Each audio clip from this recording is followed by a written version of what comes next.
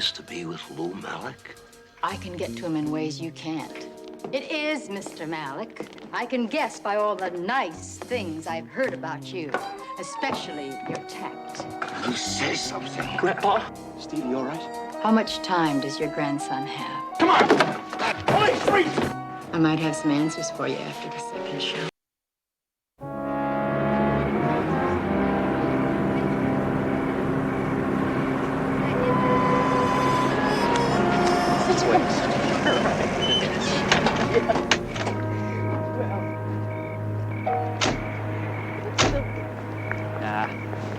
Hey, sorry I made such a thing about going tonight. I had a terrific time, I mean it. It was a good dinner. I'm not talking about dinner, I'm talking about him. I know what the world thinks of my grandfather. But I'll tell you, Kate, he's a beautiful, basic man. He's never disappointed me, and I never seen him hurt anyone. And he orders excellent wine. And he's proud of you. Not that I blame him. I'll see you upstairs. I got a chemistry final tomorrow. I'll be up all night if I want to get any kind of grade. Just, for a few minutes? Tonight I have character. Tomorrow night, I'm a pushover.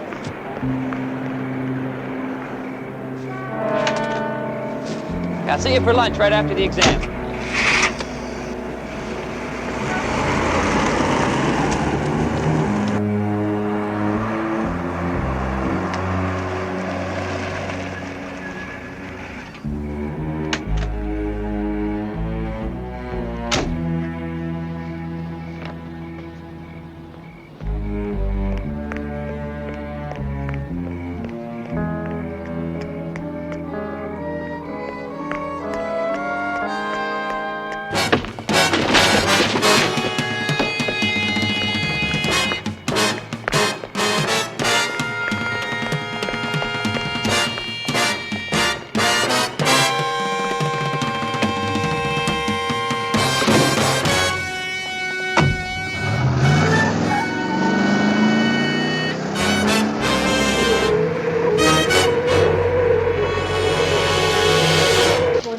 Show up for lunch. I knew something was wrong. Yeah, well, why don't we just step into my office here, Miss Harper?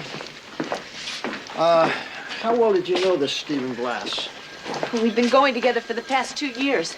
When he graduates, we're going to be married. I see. Was he particularly tense or nervous last night? No. He was relaxed, loose. We both were. We had dinner at the Brentshire Inn with a friend. Miss Harper, you understand that just because a young man hasn't contacted you for 12 hours doesn't necessarily mean that he's missing. I know something's happened to him. His books, he didn't just drop them in that parking lot. Miss Harper, does Steve's family have money? He's always paid his own way. He's gone all through college on scholarships. Does he have any enemies on campus? No, he was president of the student body last year. He was very popular. Excuse me, you still haven't quite answered my question. Does Steve come from a wealthy family? Steve's mother and father were both killed in an auto accident. Does he have any other relatives? A grandfather. And what's his name? What's his name, Miss Harper?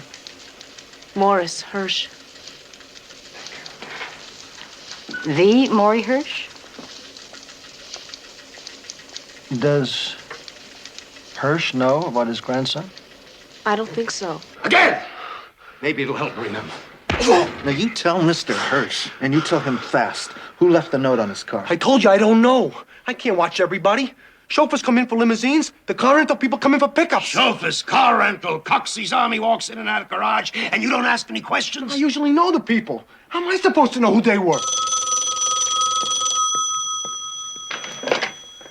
Yeah? Tell him I'm not dressed. Tell him to come over in 5 minutes. Here. Wipe the blood off your face. Clean yourself up. Vito, give him 100. And understand, it's to keep your mouth shut. Yes, sir, Mr. Hirsch.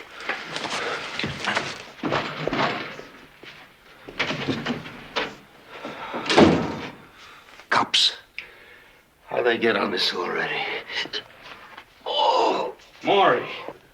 Maury, slow down, Maury. Stevie, why'd they do this to him? such a good boy, such a sweet boy. Maury, take some water and then take your pill. If I ever find out who did this... Maury, the doctor said you shouldn't even be here. You should be in a hospital. Hospital? That's my grandson they've got. $2 million if you want to see him alive. We'll get him back, Maury. We'll get him back. With my life, we'll get him back.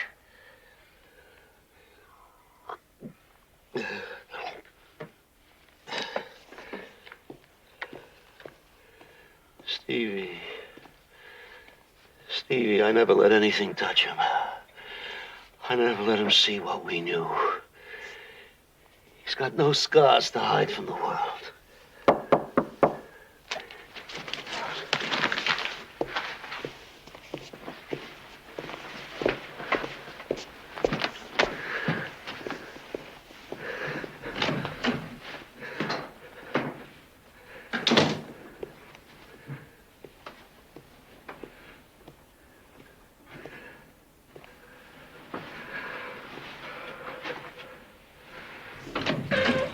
Mr. Hirsch, we're with Yes? the police department. I'm Sergeant Crowley. This is Sergeant Anderson. She's a sergeant. How do you do, Mr. Hirsch? What a waste. Could we come in, please? Thank you. Thanks. Well, what's the new complaint? Lily White government requested that I fly in from my extended vacation in Spain, and so here I am, Morris Hirsch in person. There is no complaint, Mr. Hirsch. We're here because your grandson, Steve Glass, has been missing since 11 o'clock last night. What do you mean missing? Well, I mean, he didn't show up this morning at the university for an examination, and he didn't show up this afternoon for a date with his girlfriend. We can't locate him. Well, you know, nowadays, kids, he's probably out playing around. As a matter of fact, he's phoned me every day since I arrived. Has he called you today, sir? Oh, he'll phone me this afternoon, you'll see. Mr. Hirsch, Steve's girlfriend, Kay. Her name's Kay. We met. she came by to see us a little while ago. She said your grandson means a great deal to you. Look, it's none of your damn business how I feel about my grandson. Yes, well, you see, Mr. Hirsch, we don't think anybody would have come near Steve Glass if he weren't your grandson. What do you think I'm to blame? It's my fault? I'm responsible? I'll tell you whose responsibility it is. It's that TV, those newspapers, printing all that garbage about my running away to Europe, tax evasion, $5 million. Well, of course, some crackpot will get an idea. Have you already heard from some crackpot, sir? Look, Mr. Hirsch, there's a possibility, and I mean a strong possibility, that your grandson has been kidnapped. Now, we've alerted the FBI, and they're assisting in the investigation. But if that's the case, then you and I are going to need each other's help. Listen, Sergeant, I'm going to tell you something. Both of you. Ever since I was a boy, your people harassed me. I didn't need them then, and I don't need you now. So, please, do you mind leaving? It's very important that we know. How much time does your grandson have? I've got nothing to say to you. Get out.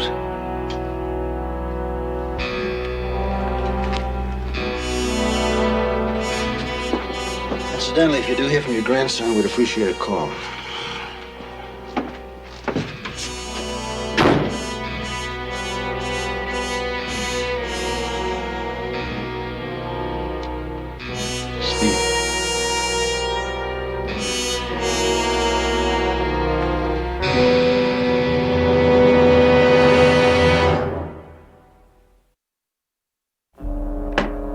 Sure am. You don't need any more favors, so the hell with Maury Hirsch, huh? Yeah. Well, thanks a bunch. Oh, that miserable two-bit hood. They're all ice. Every one of them. Tony D'Angelo. Used to come crawling here for nickels and dimes, huh? Now he's a big man in the textile industry, and I can't get him on the telephone. Mel Waxman needed money for a new book. I put up every cent. Now he owns half the town, and he can't help me because he has a cash flow problem. Take it easy, Maury. Take it easy, Maury. He's not your grandson. Lou Malik, Vegas.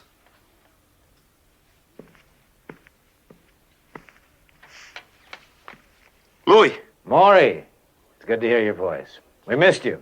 How are you, my friend? I heard the news about the boy. I want you to know I can get 50,000 to you right away. Louis, it's good to know I've got one friend. But 50 thou isn't gonna help. The asking price is $2 million. 2? Well, it's a big score. Louis, it's Stevie. You remember him, my Marilyn's boy. May she rest in peace. Sure, I remember. He's a nice boy. Good boy. I don't care what it costs to get him back. Louis, when we sold the hotel, you got over $4 million for your share. I'd like to borrow half. Maury, you know I'd do anything for you I could, but Allie's divorcing me, and every cent of mine is tied up by her lawyer. And I'm having a little trouble with the Gaming Commission also. Maury, do you have any idea who pulled this off? No, not yet. All right, I'll put out some feelers to see what I can find out. Louis, please, telephone me the minute you know anything, huh? I've only got till 8 tonight.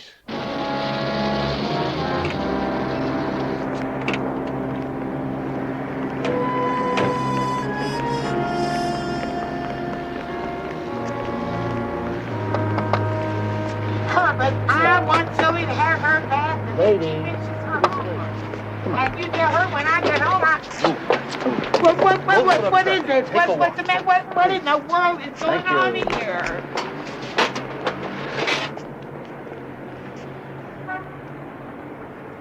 They said 8 o'clock. What's the matter with him? Maury, take it easy. Look, you try giving me another pill, I'll break your leg. Yeah, hello. Hirsch? Yeah, this is Maury Hirsch.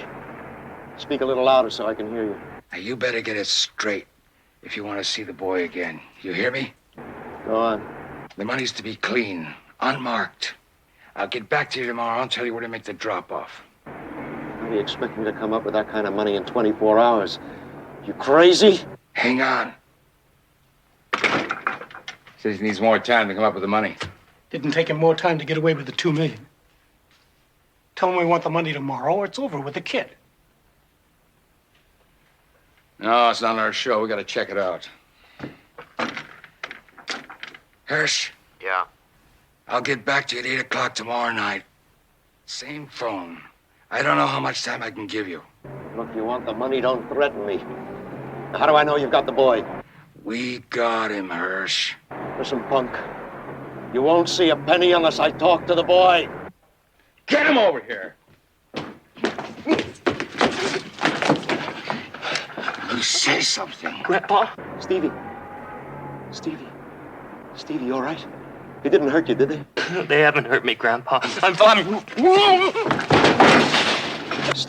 Stevie, don't worry. If they lay a finger on you, You'll hear from us tomorrow night. Listen, please, let me talk to him for another minute, huh? Just 1 minute, please.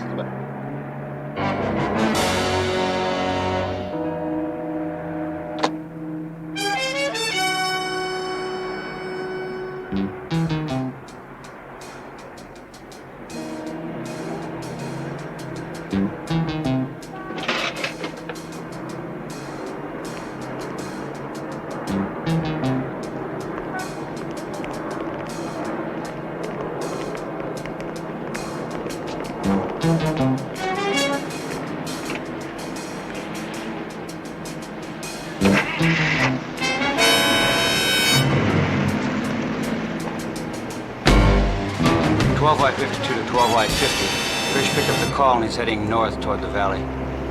Stay with it.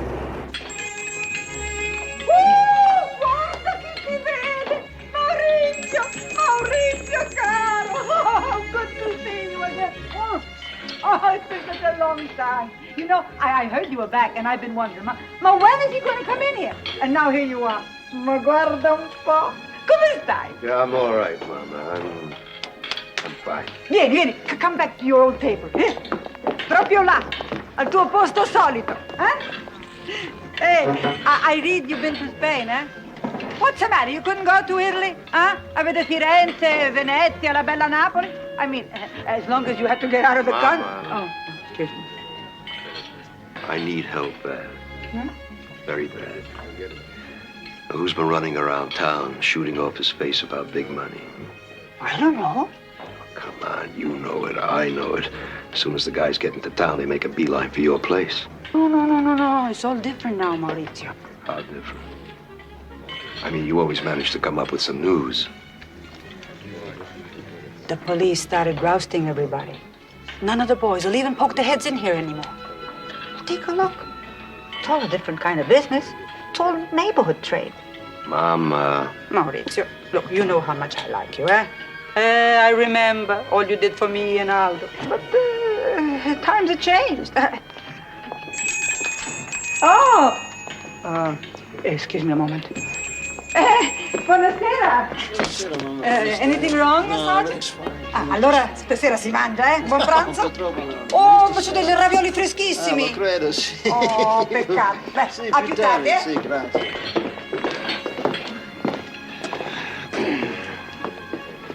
Hello, Mr. Hirsch.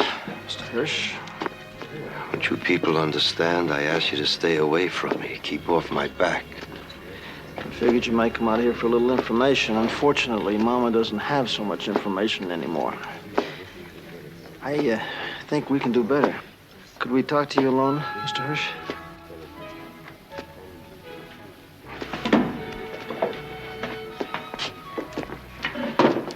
Better how? See, organized intelligence and the FBI keeps tabs on every hood that comes in and out of the state. Anybody with a record. I got some pictures I want you to look at. See if you recognize anybody that might give you trouble. Have big ideas.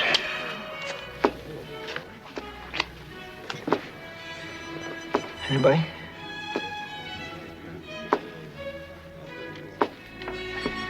These last three here just came in this past week. Nick Pappas, Frank McGuire, they just got out of San Quentin about a month ago. Joe Carver just got out of Joliet. All three of them are dangerous, and they're very hungry.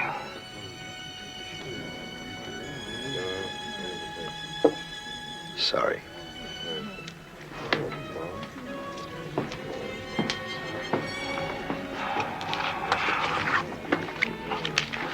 Was quite a performance. There's somebody there he recognized. Yeah, but who? Pappas and McGuire. Of course. Who else would they be working for? Even in the Bahamas, they were Louis' boys. Louis Malik, long distance from Las Vegas. He almost had me crying, couldn't do enough for me. Maury, I don't get it. Why would Malik want to put the screws on you? How do I know? Well, what are we waiting for? Let's go to Vegas and handle him. Sure. Then I'll never see Stevie alive. Vito, use your head. Look, why don't you go out and get something to eat, huh? Maury, you haven't eaten yet. It's not good for you. You know what the doctor said. When I'm hungry, I'll eat. And I'll outlive that leech of a doctor. Will you please go? All right, but don't worry. We'll bring you back something. Hello? Norris residence? Mr. Norris, please. Maury Hirsch calling. One moment, please.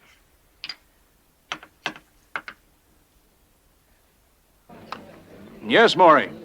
Hello, David. How are you? Fine. That's good. Listen, David. Maury, I can't talk right now. We're giving a party. You know Elma. If something's worrying you about the case, I'll call you in the morning. David, it's got nothing to do with the taxes. Now listen to me. Your firm has a representative in Switzerland. I need his name. I'll wire the bank. I want him to pick up $2 million, get on the first plane out, and be here by tomorrow night. Maury, you gotta be insane. If that money's brought into the country, you'll go to jail for the rest of your life. Look, I don't care what happens to me. My grandson's life is at stake. I need the money within 24 hours or less. Yeah, Maury, I heard about the boy, and I'm sorry. But I'm not going to put anyone working for me in that position. We're a respectable law firm, not runners for illegal money. David, if I could trust anybody, I wouldn't be calling you. Listen, Maury, we're handling your tax case with the government. But if you want to hire another firm... Now listen to me, you North Shore punk. Don't pretend that you haven't done my dirty work all these years and made a lot of money at it. Now I'm asking you to do something human. Is that too much for a North Shore punk? I can't talk any longer, Maury. You'll have to get the money from some of your friends. Bill me for the advice.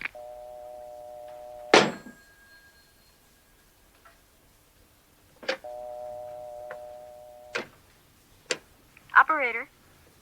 This is Mr. Hirsch, Bungalow 3. Get me a taxi.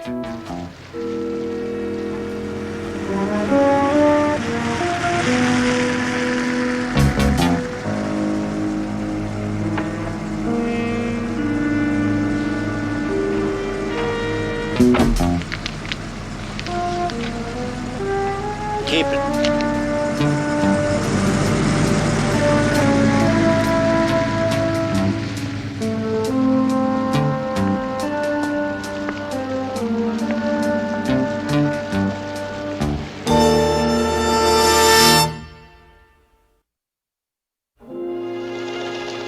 Told him what he wanted to know. Now he keeps me sitting here like an office boy. Well, I'm sure what he's checking out's important.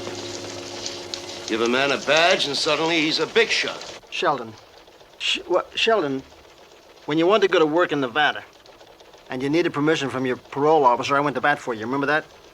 Huh? Okay, well, I know. I want the favor returned. Sergeant Anderson has to be working at the Palmetto tomorrow. Okay, that's more like it. She'll be there in the morning, in your office. Yeah, and she's working under the name of Joanne Marlowe. Joanne Marlowe. Yeah. Sheldon, take my word for it. She's no dog. Thanks. Really know how to turn a girl's head. Yeah, and that ain't all.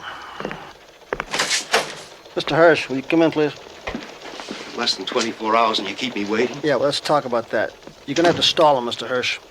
Tell him you got part of the money, but it'll take another day or so to get the rest. You know, sometimes like now, I feel I ought to go to Vegas and handle this myself. Yeah, let me remind you that you're under federal injunction not to leave the state, okay?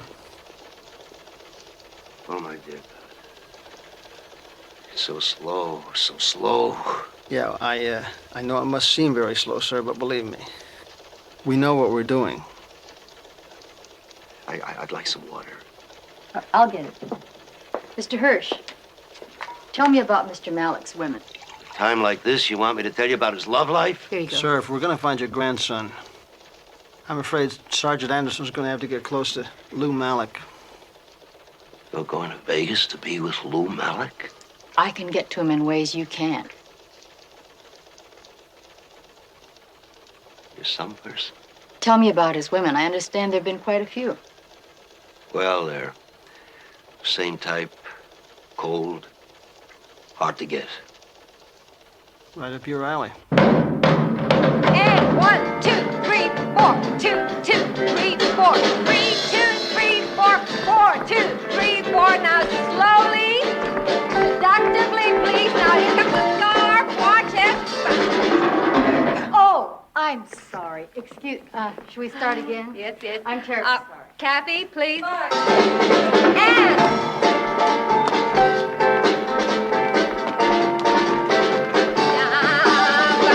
Oh, that's better. Okay, now let's take it and smooth out rough edges, and we'll take it from the shake.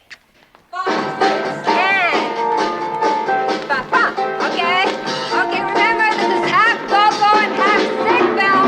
Okay, now keep your heads up, girls. Okay, the crossover's coming, Joanne. You're still in. Who's the new blonde there, Sheldon? Marcia's out with the flu. I had to put another girl in. Thought I told you if we had an opening, put in the Mozzarella kid. Yeah, I know, Lou, but the Blonde's worked for me before. Miami, a couple of other shows. She's reliable, and I needed someone right away. Sheldon, my Sheldon. I tell you, I want you to put in the Maricela kid. I mean, I want you to put in the Maricela kid. You can oblige me in that area, correct? Correct, Mr. Malik. It is Mr. Malik. I can guess by all the nice things I've heard about you, especially your tact. Tell Miss Mozzarella she goes on tonight with my blessings. I need this job like I need a hole in the head. Well, wait a second, Willie. Shelley, save it till you got something with a little more class. You. Rehearse.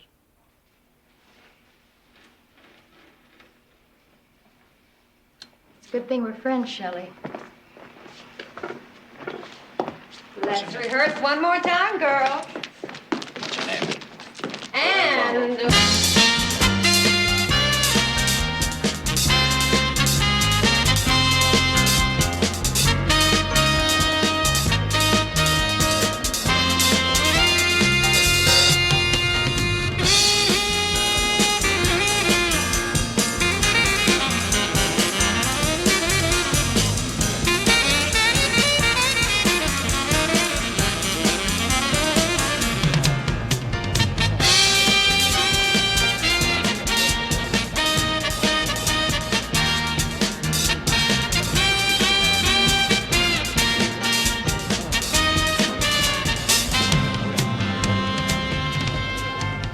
You really must have something, honey. This is the first time Malik's been in the lounge in weeks.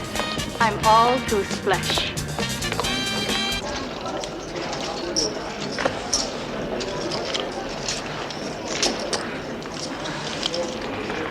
Aren't you playing just a bit over your head, little lady?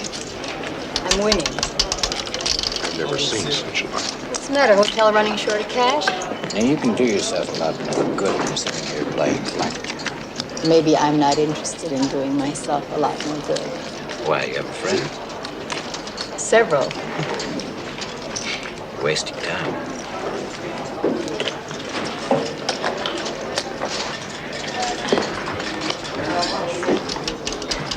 I'm on a streak. It'll get even better. Are you so sure? No idea. Ralph, do me a favor. Cash these in and add 500. Give them at the cage for Miss Joanne Marlowe.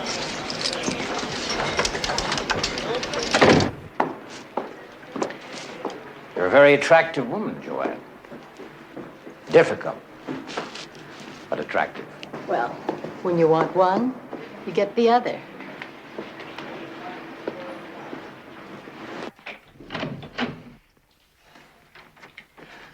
What do you have? Scotch. No ice, no water. You know what you need is someone to take care of you in style. Name it, and you got it. Well, you're really a slow operator. It's always been a big problem with me. Chin-chin.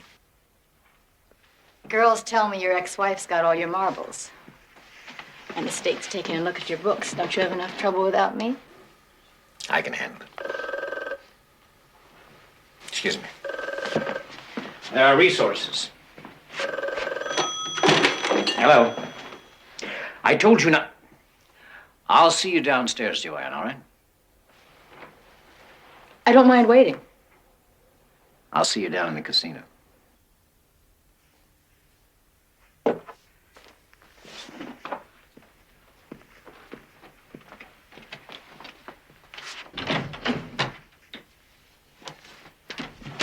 I told you not to call me on this line.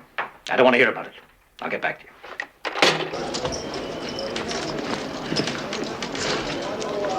That was a short courtship, lady. You just got a call and threw me out. Heads up.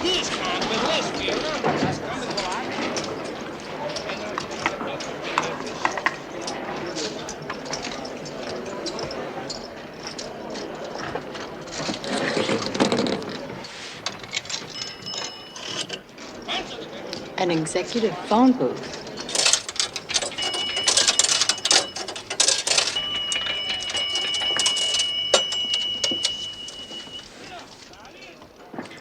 so important you had to call me on the private line? Lou, something stinks. I gave Hirsch the extra 24 hours like you told me. Then he gives me a big song and dance about the money having to be flown over from Switzerland. He needs more time. When he got the kid, what are you worried about? It sounded phony, like he was setting us up for something. I don't like it, Lou. Lou, I know Hirsch. He swindled her out of $2 million on that Palmetto deal. And he's gonna do it again. All right, the next time you talk to them, tell them if we don't have the money by midnight, there won't be any more phone calls. I'll call you back after the drop.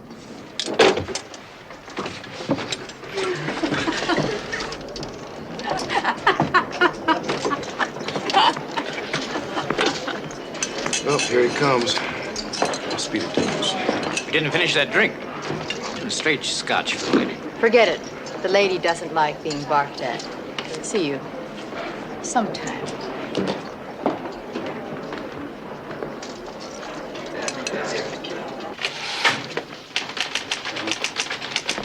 Keep spelling alleged with one L. Yeah, well, I don't want to make captain. I like it down here with the troops. Farley. Bill, it's me. Hey, Pep. You've got to sit on Hirsch. For how long? I need another 24 hours. Pep, I'm getting a lot of pressure from this guy. Bill, we're working as fast as we can. Malik is nobody's fool. He makes his contacts from a payphone. Now, we got to trace one of those calls if we're going to find Steve Glass. I just don't know how much longer I can sit on him. Put cold towels on him, anything. Just make sure he stays where he is. Okay. I got Myers on him now. I'll get Pete on him round the clock. Please, let me talk to him. Just for a minute. Listen, please, let me talk to him. Just 1 minute, please. Please. Come on, give me a break. Look, you didn't give me any time at all. What do you want from me? Look, just a little more time, that's all, huh? Please, a little more time. And I'm begging you this. Come on.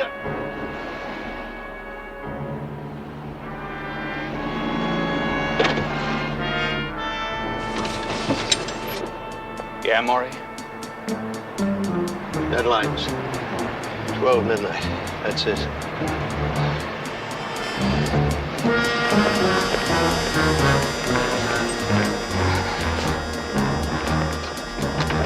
Did you make all the arrangements? Yes, everything's set. We'll be in Vegas by 10:30. There's still cops, boy. You gotta be an idiot to rely on them. Down, punk.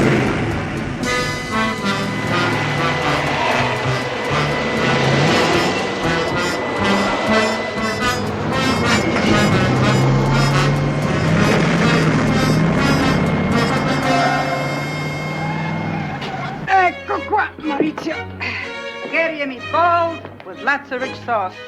And plenty more coming. As a matter of fact, Rudy is going to help you. He's our best waiter. Nice fella. Vale $1 million, vale. Like I always say, go for the best in food, service, and atmosphere. You'll see. Grazie. A pranzo. Rudy!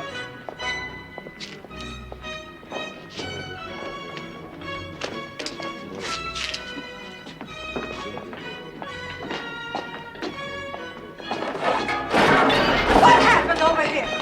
Oh, no! Tu sta guardando di Maurizio. Oh, senti, sei stato grande, meraviglioso sei stato. Ti meriti una medaglia d'oro. Look, ti meriti una medaglia. Look at that spaghetti all over you, mamma, che l'hai fatto così bene che ti meriti proprio un premio. Oh, listen, you put things. Senti tutto screen. No, stay, perché te lo sei proprio meritato. Oh, I'm so sorry. Senti, still one. That's all right. Thank you, Mom. Sei stato...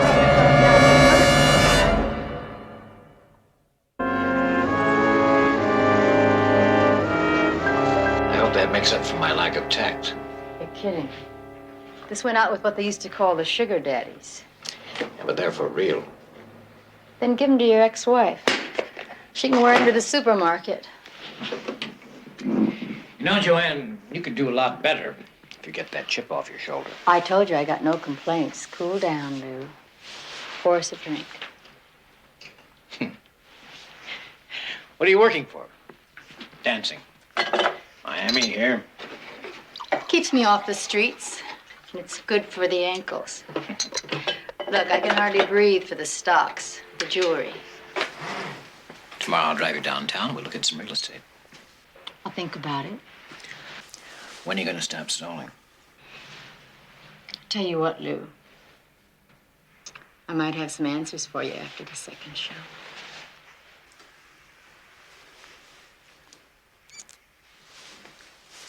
You can hang on that long. Chin chin.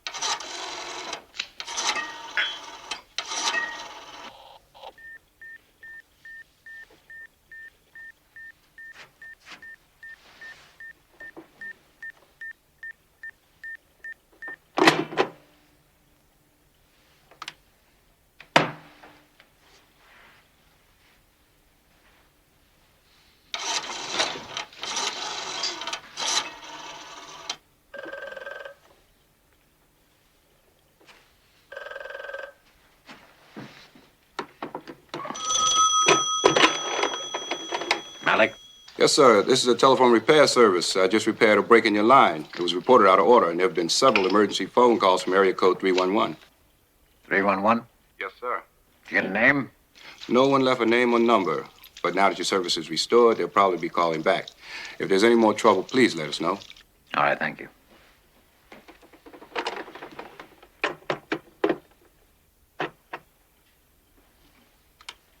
Hey, Joe.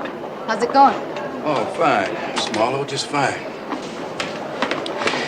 She'll be going to the public telephones in a little while. Hirsch.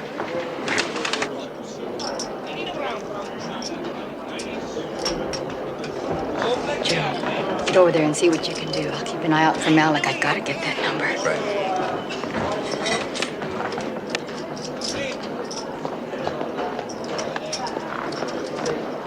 Excuse me, gentlemen. Who are you, part of the floor show? Police, Investigator Stiles. It says California. This is Nevada. Believe me, Mr. Hirsch, it's good here. What do you want me for? I've just been notified that you're about to leave the country. Leave? What the hell are you talking about? Which means I have to take you into custody as a fugitive. Wait a minute. Remember, in your bail agreement, you were instructed by the court not to leave the state of California. You're under arrest, Mr. Hirsch. You get this guy out of my way. Come on. That's terrific. Now, you two are aiding and abetting in his unlawful flight. I have to place everybody under arrest. Get him! Easy. Easy. Watch out. Step back. Turn around.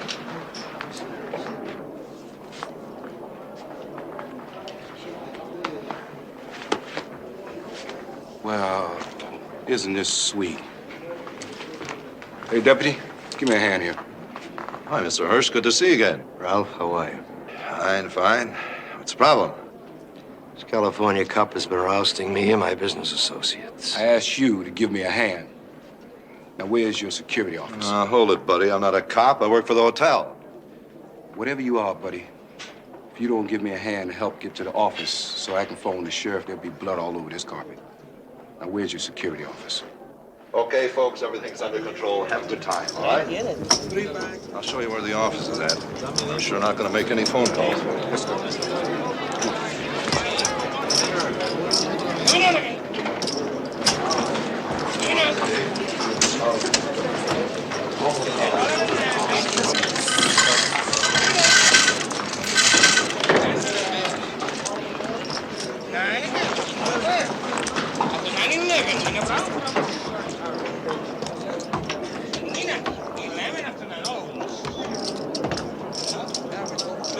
do you mean, what's going on here?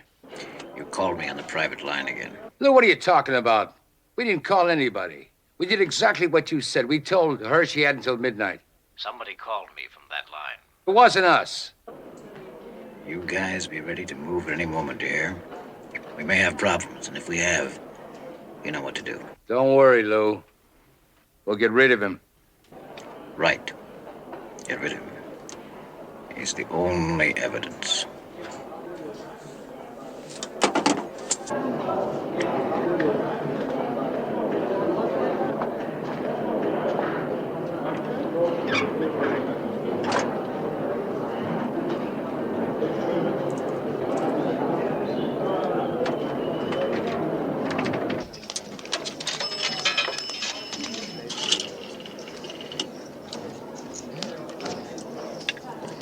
Operator. Operator, this is Sergeant Pepper Anderson, police officer. Local? No, out of state, registered. I see. I'll have to ask for your code and number. 311-794. 794. Right. Well, thank you. And how may I help you? There was a phone call placed from this phone just a few minutes ago, and it might have been out of state, probably to the 311 area. I'd like you to run a trace on that call. When you get the number back, notify Sergeant William Crowley. That's Crowley at this number. 311-555-9000. He'll have the subpoena. Thank you. It's the police. They want me to run a tracer.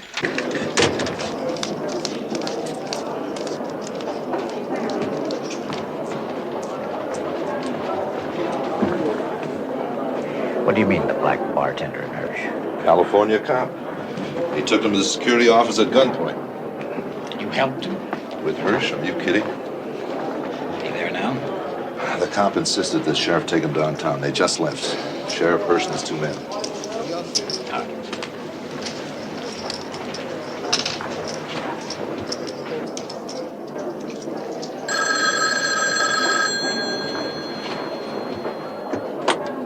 Yeah. Sergeant Pepper Anderson, please. Sergeant who? What are you talking about? The police officer who just used this phone. I have some information for her from a Sergeant Crowley in California. She just used this phone. There's no police officer here.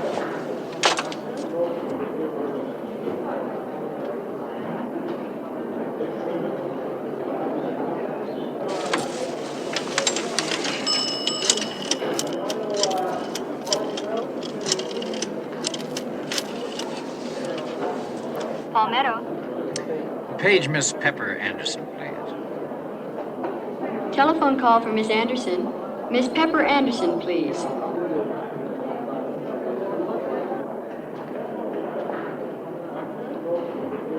Telephone call for Miss Anderson. Miss Pepper Anderson, please.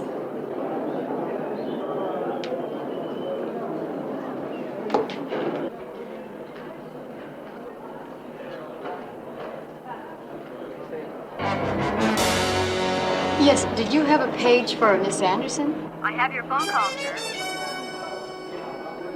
Cancel it. Canceled? Yes, ma'am. Well, do you know who it was or where it came from? No, ma'am. Do you know if it was from in the hotel or outside? Outside phone, ma'am.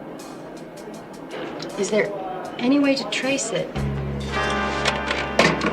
Pepper, where have you been? I've been looking all over for you. How about it? You and me upstairs, another little drink. Who's Pepper? You are, Sergeant Anderson. Come on, let's move it. Be good for the ankles.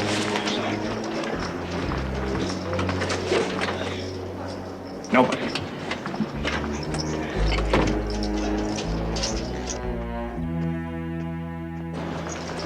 Hey, Matt, have you seen the Marlowe girl? Who? The new girl, the blonde you were dealing to earlier. Oh, yes, yes. I saw her go upstairs with the boss. Hey, wait a minute. I wouldn't go up there now. I think the boss is bringing about something. Come here. Not this time, buddy.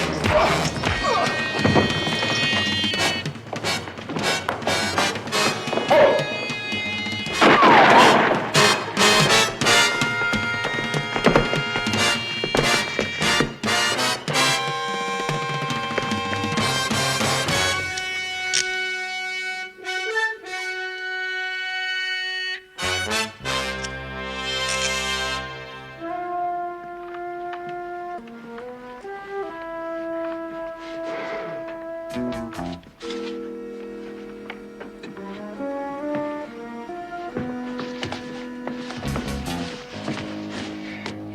really going far, huh? Come on, get up, get up. Get up, get up. Get up, get up. Lizette! Lizette! Lizette! I know she's in there. Well, she just won't come out. Lizette! You better come on there. I'm tumbling drunk, so you're ready before somebody calls the cops. Hey, come on. So that's it. Put your hands on your head. Don't even think about it. Put your hands on your head. Don't touch it. That's right. Back up. That's good, boy.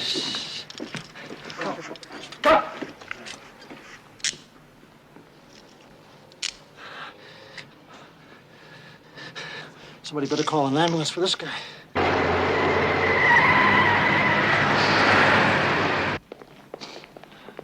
Dr. Casey, admitting desk, please. Dr. Casey, admitting desk, please. How is he? He's not hurt bad, is he? Well, he had a pretty bad beating, Mr. Hirsch. He'll be okay. And the mental part, emotionally, what happened? He'll be okay. He's strong, Mr. Hirsch. I know him. But For what? well, he said something. He heard something about some dealings between you and Mr. Malik when you sold the hotel. We know about that, Mr. Hirsch. $2 million. Lou Malik told us. Dr. Burroughs, please call 125 West. Dr. Well, there are reasons behind that story. I'll have to tell the police, and That's right, you will. I'll have to tell Stevie. But it's okay between him and me. There he is. Dr. Ward, 561 West, please. Dr. Ward, go to 561 West. Stevie, I never meant for it to happen like this. I never meant for you to be hurt because of what I was. Stevie, you know how much I love you. What I know, Grandpa, is that your love, it almost destroyed me. And what? I need some time to think things over. Dr. Hines, outside call. Dr. Hines, outside call.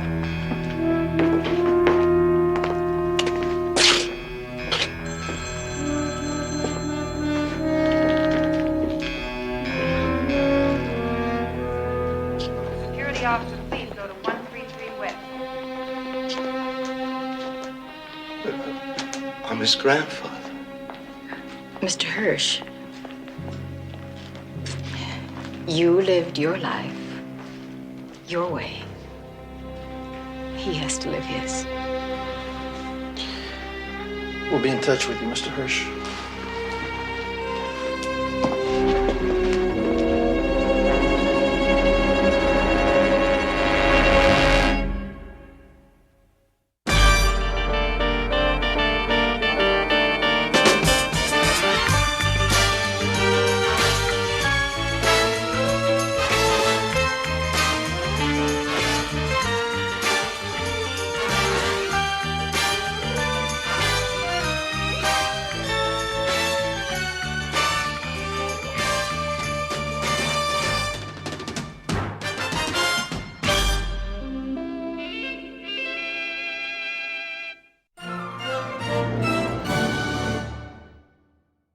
Watch out. Friend of my husband? He was murdered, Mrs. McGuire. He was in the car. Where do you keep your gun, creepy? Or is it crawling? Are you crazy or something? Didn't you see that kid going across the street? Where you get that right to bum out of a crocodile box? Please, Bob, don't. They won't hurt me, Bob. Please, don't.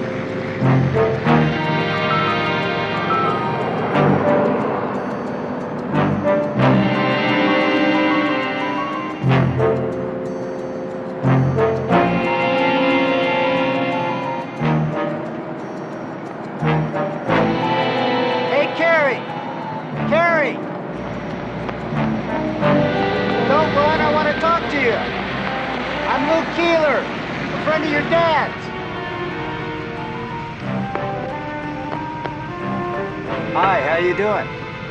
Your father wants to see you.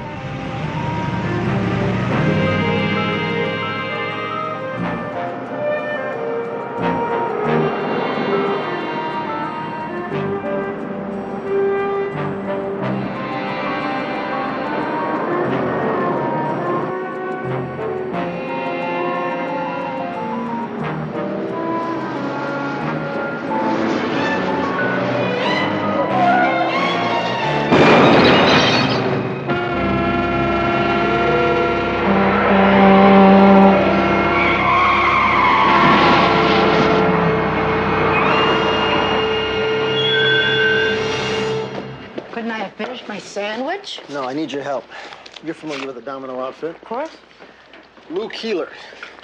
It's one of their leg men. Just got himself wasted. Uh-huh. We may just be able to pin a gang-style killing on somebody. I wish you luck. Yeah, well, the only witness is a little girl about 12 or 13. She was in the car when they nailed Keeler. According to the department shrink, little girls open up a lot easier to women than they do to guys. You don't seem to have any trouble with big girls. Leave me alone, will you? Dear, this isn't going to hurt a bit. Says who? Where's my purse? I want my purse. All right. I'm going to have to get some help. I want my purse. It's got 54 bucks in it. My life savings. And I want it. Miraculously, all the child suffered was temporary unconsciousness and a mild concussion. It's nothing really serious, but we want to keep her here overnight for observation and to make sure her condition doesn't develop into a more serious coma while she sleeps during the night. Well, we'll be able to talk to her. We're trying to put together a picture of what happened in the car. I have no objections. All she has is a mild headache. But you may have some trouble with her. She wouldn't even tell us her name. All we could find was Carrie written on her prayer book. Is this her purse? Yes. Looks like yours. Quite a wad for a kid. That might be her father. There's a resemblance. Mm-hmm. I think so. Yeah, Carrie. Any address? Just Our Lady of Las Brisas. Well, it's a start. Let's have a little talk with the young lady. Hello there. Who are you and what do you want? Well, I'm Sergeant Anderson, and this is Sergeant Bill Crowley. Hi, how are you? Doctors, nurses, needles, and now the fuzz. Gross, man, gross. We need to ask you a few questions about what happened. I don't remember nothing. The accident, honey. I don't remember no accident. I've been in the States. Look at my eyes. Okay, maybe you don't, but you were in one, and you're very lucky you came out of it without more injuries. Where do you keep your gun, Creepy? Or is it Crawley? In a holster under your jacket? Or down there near socks? No, I usually keep it in my pantyhose. Squirt. Who was driving the car? I don't know. He picked me up. I was hitchhiking. Carrie. Carrie? Who told you my name? You did. When you were in that daze of yours, you kept moaning, "My name is Carrie. Help me, help me." I'll bet. Yeah, it's true. Where were you going? Downtown. The man who was driving. Did you ever see him before? You know him? Does he say I did? He's dead. Dead? We need you to help us find who killed him. His name was Lou Keeler. Does that mean anything to you? No. What about the guy who shot him? Think you could identify him? No. And if you don't quit asking me all these dumb questions, I'm going to take the fifth. Now look, I'm feeling real sick. My head is killing me. And I'd appreciate it if you were both getting lost. And on your way out, would you mind telling those dummies I want my purse back? Or I'll call a lawyer. Why did you just call the fuzz, kid? Funny. I mean, you really are right with the jokes. You want to get me out of here?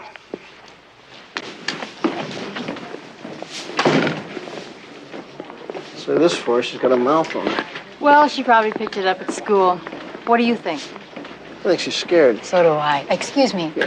She keeps asking for her purse. Any reason why she can't have it? I know. She's afraid we'll rip off her $54. I'll get it up to her. Okay, and listen, will you list her on your files as Leanne Crawley? That's in case anybody makes any inquiries. And if they do, call me right away, will you? Of course. Thank you.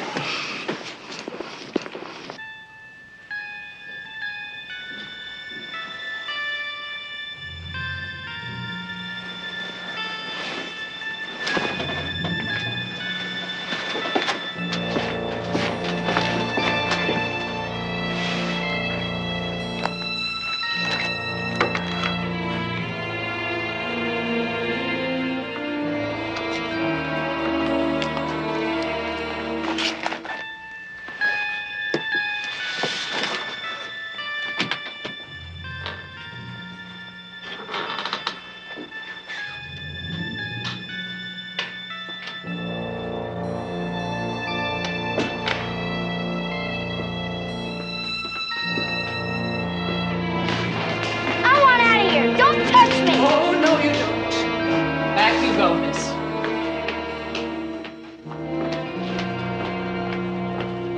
McGuire! You were supposed to get McGuire. So you off that bum Keeler. Why? I saw the kid. She got into the car. I thought it was her old man. Hey, from the back, I I can't don't want tell. to hear from the back. And that's another thing. Now she knows there's a contract out of McGuire. So does he. She's got to be in a hospital. You have any luck? No. Oh, I've got some real winners here. Winners, the whole damn bunch here. Look, Rudy, about McGuire. Why don't we just forget about it? Yeah. Forgive and forget. My grandmother I'd forgive, only she never skimmed me out of 20 grand. Oh, come on, Rudy. He collected a hell of a lot more than that for us over the years. You know how he is. He plays the horses, so he probably owed some shark a And he bundle. could have come to me and said, Rudy, I'm in trouble. I need a loan. But he didn't. He skimmed me, so I want him burned. Do you hear? Marco, Travis, you find him. Sorry about the interruption, Sergeant, but these old housekeepers, mine is Mrs. Ferguson, 96 years old. They've been around so long you'd think they were getting orders from the Vatican. Some policewomen are like that. Now, about Carrie. Her last name is McGuire. You have an address on her there, sir? We have it here, 237 Winburn. But the little lady is seldom in residence, may I say? I mean, she's left home a number of times. I know she loves her father very much, but it seems that his wife... Las Brazas Rectory. Yes, they're here. Sergeant, it's for you. Thank you. Yeah, Bill. The little kid that you saw this afternoon, she tried to split. Oh, is everything under control? Yeah, well, they have a hospital guard planted at the door. She sounds like some character. She's a real pain in the neck. Yeah, she's quite a character, Joe.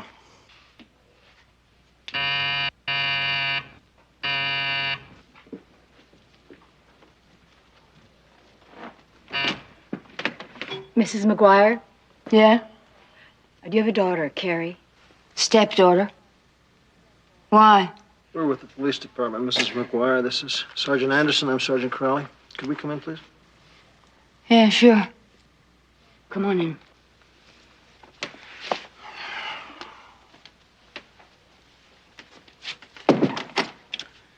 She ran away again, is that it? I mean, that's all I know. She was in a car accident. She stole a car? I wouldn't put it past her.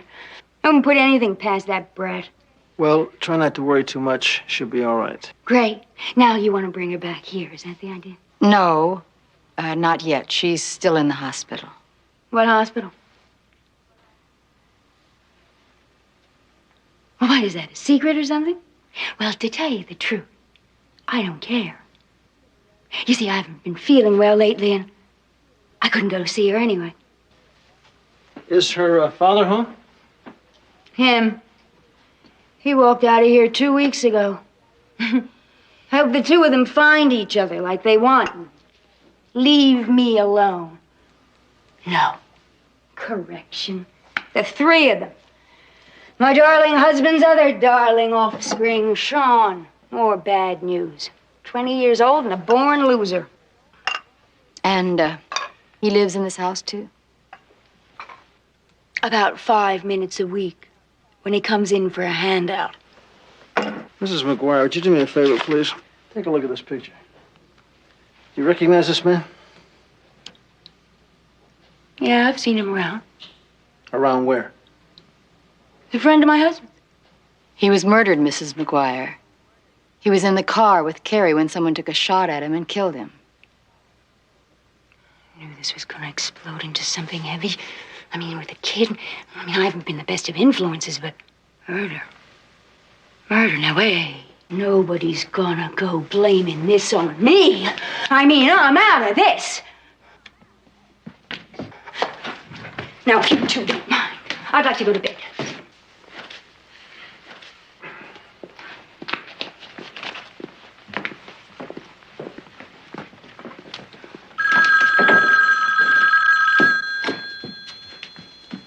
Yeah? It's Greg. How are you, Helen? Never been better. Carrie there? No, the cops who were here just said she was in a hospital. What hospital? Is she all right? They didn't say. All they told me was that your friend Keeler is dead. Helen, if she gets a hold of you, you tell her to get in touch with me, here? I'll be at the Cheney Hotel over on 7th, under the name Wilson. You got that? Listen, whatever happens, you keep me out of this. Wilson.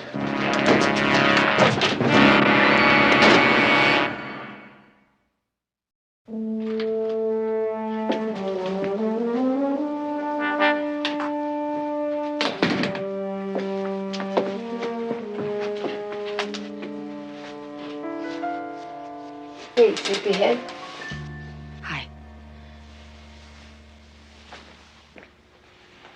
Thank you for the flowers. They must have cost you, huh? Well, I sort of got him at a discount. I winked at the florist and he threw in a few extra. They're real pretty. Thank you. So are you, Carrie. Especially when you smile. Sergeant Anderson? Pepper is my first name. Don't try conning me. I'm cute, period. I say you're pretty. Carrie, last night we were talking to your stepmother, and she thinks that maybe you were trying to meet up with your father, with Lou Keeler, and... So let her think. What does she know? Or care? You know what? I hope I never have to see that gross old bag again. And you can tell her that for me. Well, maybe you won't have to. Let me tell you, I got a plan. Captain Crawley and I usually just handle murder cases, and you'd be taken care of by a juvenile. But when somebody comes along that we like, they let us take them over to some friends of ours who lost both their kids.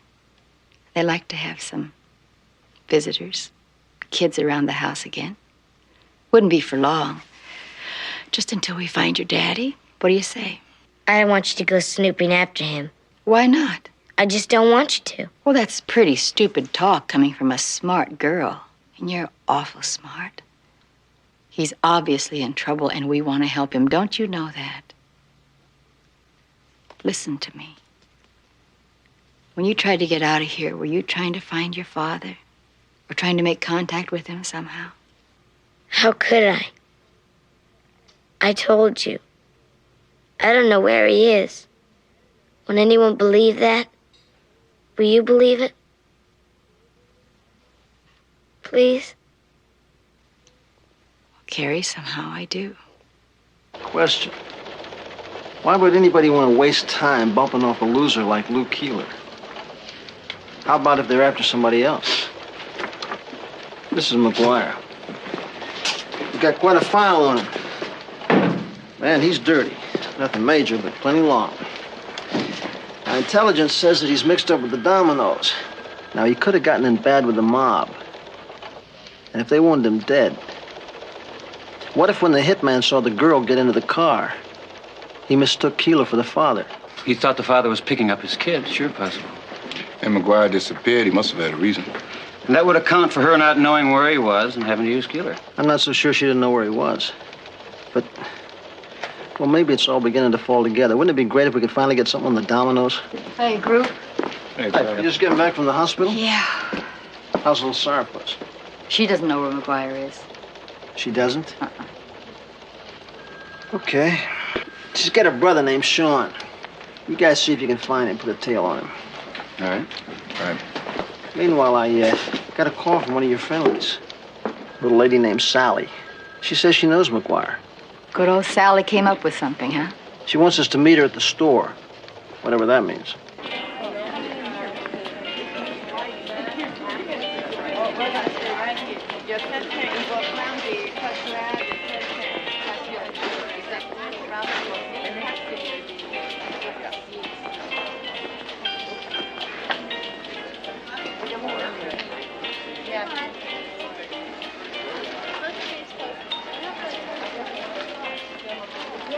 Should go beautifully with my Italian eyes. Yeah, trouble is you'd never wear it.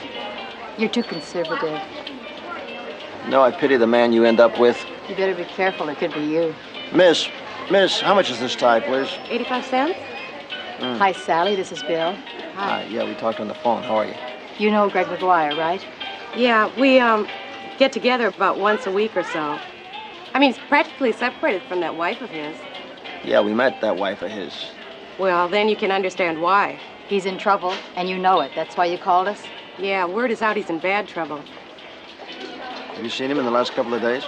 No, Is there any chance he could have skipped town? I doubt it. His daughter's still around, right?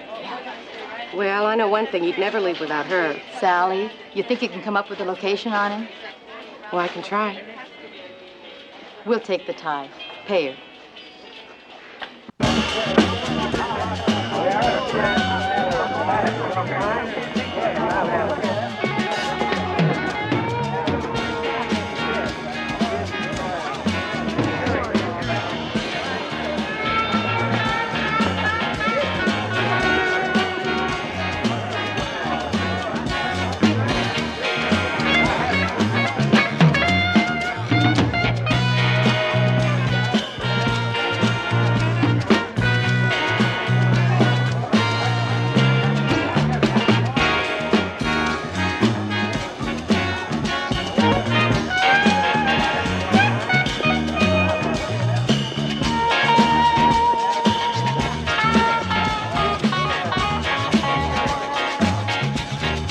How's it going, Sean? What do you care? Come on. For me, okay. You? I heard they were after you. Then why don't you split? I have to get in touch with Carrie. I want you to find her for me and give her this. It's where she can contact me. How much do I get for my trouble? I hear you're into those guys for plenty. Well, you were always a crook. I guess I deserve that. I didn't give you much to go by, did I? I'll get some money to you soon, believe that. First, you find your sister or she gets in touch with you from a hospital, wherever, and you give her the envelope. Sean,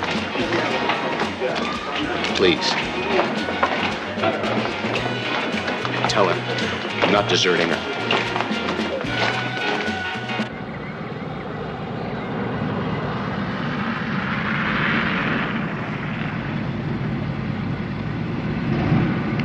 Oh, hi. Betty!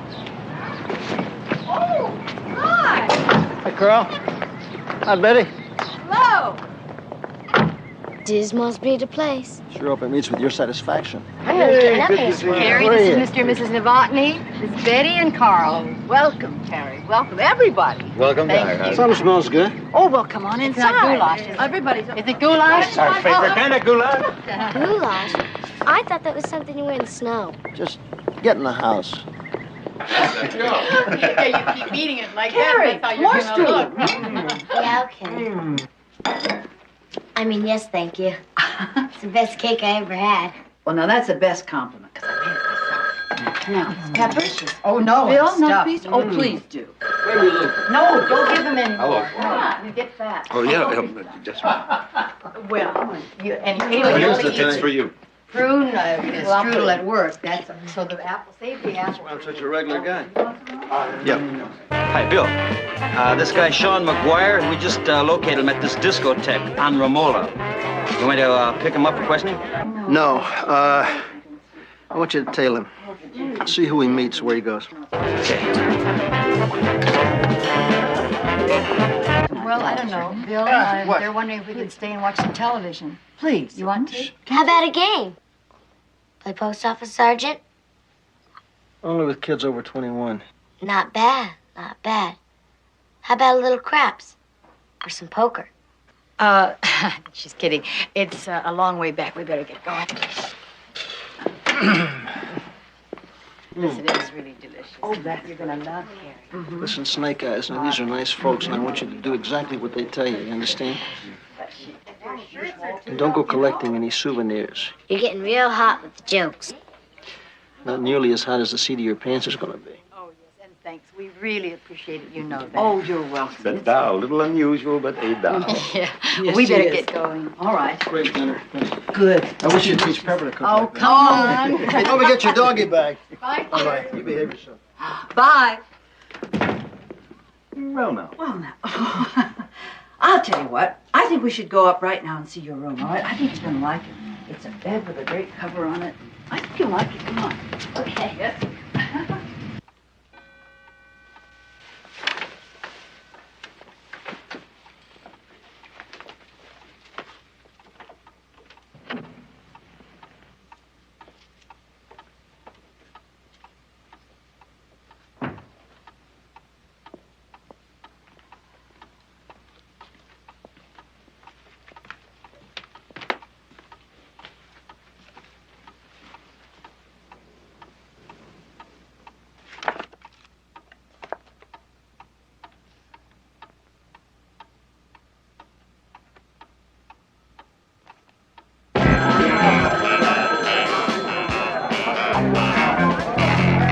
Hello, is there Sean McGuire there?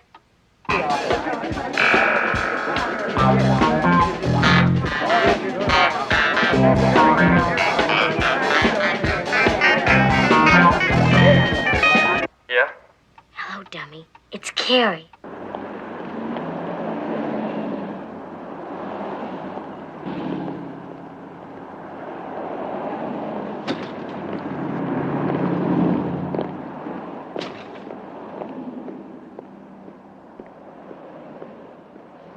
Anything for Wilson? 212. No mail, no messages.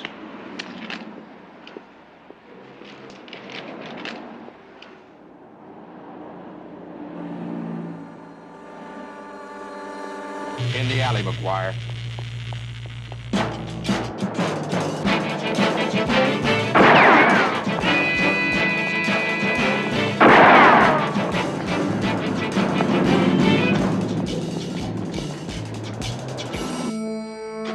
Carrie, it's time to get up. I'm going to fix some breakfast, and then you've got to get ready.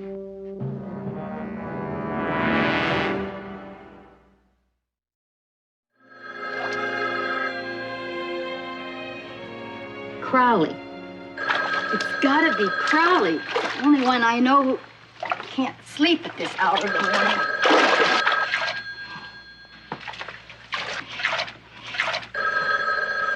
Why don't I ever use that 25-foot cord? Okay, pussycat, what do you want? Oh, Betty, excuse me. It's just that, well, you know, I was, well, never mind. What is it? Well, did you look everywhere? Did you look outside? Oh, no. All right, listen, hang tight, and I'll get in touch with Crowley right away. Okay, Betty, I'll get right back to you. I'm telling you, I wasn't in the car. Let me, hey! Let me tell What's you. going on here? This isn't what you do. This came down the interview room. You Listen, him all over the building. Handcuffs off me, boy. Down the elevator shaft. Look, this guy all the way down the elevator shaft. Yeah, any word? Yep. She's with her brother, Joe and Peter tailing him. That poor kid. It really makes me sick. Pep, will you stop worrying? It's gonna be okay.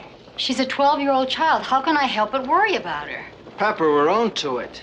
It's gonna be okay, okay? Remind me to keep telling myself that.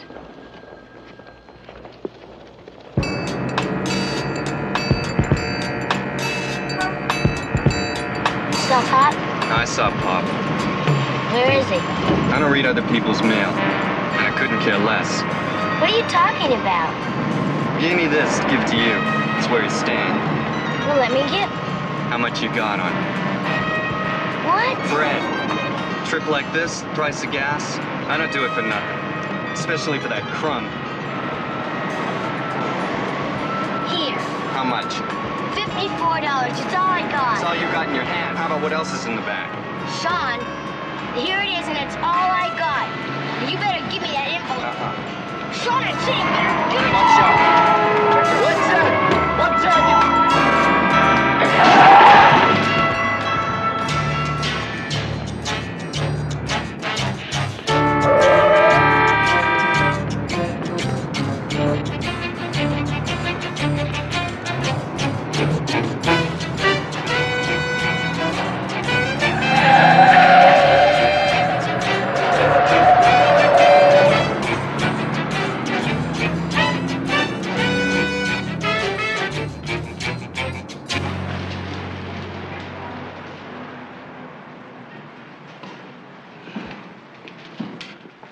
I'm looking for Mr. McGuire.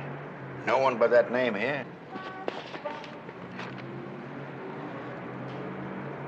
Oh, him. Oh, yeah. But he's not in now. Don't think he'll be back either. He left in a hurry. When? Oh, yesterday. He might call in, though. Is there a place where he can reach you?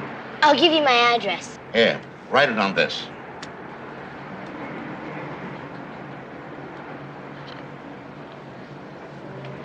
You won't forget?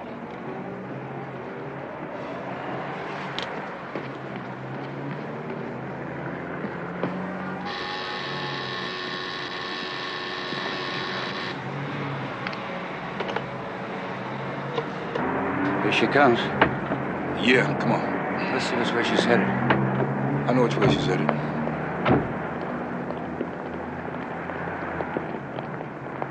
Hi, honey. Can we talk to you just for a minute? No, come here. Hey, don't worry. Oh, come on. I'm not gonna hurt you. Come on It's now. all right. Come on. It's all right, baby. It's okay. Honest, it's all right. Come on. All right? We're not gonna... Atta girl. You know who we are? We're babysitters for Sergeant Anderson. You know who that is. Babysitter Royster, babysitter Styles.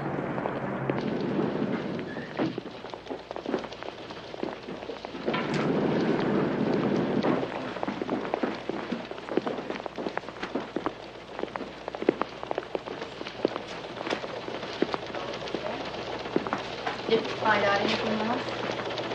Okay, good, Sally. Thanks. Welcome back, Carrie. That was my friendly about McGuire. Where is he? He called her. He's on his way to the flea market, probably to borrow some money. What are we gonna do with this friendly? Just leave her here. Come on, you come with me. Now, you're gonna listen. You're gonna listen good. You hear me? Your father is in a lot of trouble, and his best hope for survival is if he works with us. Work with you? And rather his friends? That's all you want him for. And then you'll bust him. You want a cold drink? No, I'll take some coffee. Sit over here. There's worse things than being busted, Carrie. Name one. Being killed. Suppose he does serve time. When it's over, he's free. Don't you want him to have that chance? Don't you want to live with your daddy? That's what they always tell you. When it's over. How long is when it's over? When it's over, you're finished. You're wrong, honey. And now you can tell me about Goldilocks and the Three Bears? Look, I know about cops. First they sweet talk you, and then wham, you're in the jug. They've got quotas. Where's my coffee? You know too much. That's your trouble. The trouble is, you know all the wrong things.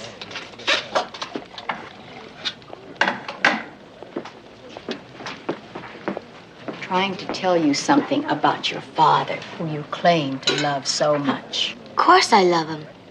He's all I've got. Then why don't you help him? Or are you sweet-talking me? Okay, what do you want? First, some answers to some questions. What did you find out at the hotel? The Pop wasn't there. We know that. What else? That he might call in. I left a message. What was the message? That I was all right. Carrie, is there something you're supposed to tell your father or something he needs from you? I can't answer that. Why not? Give me a reason. I promised not to. Come on, Carrie. I promised. Who did you promise? God. I promised God in front of my father. Would you break a promise in front of God to your father? Would you? I don't know.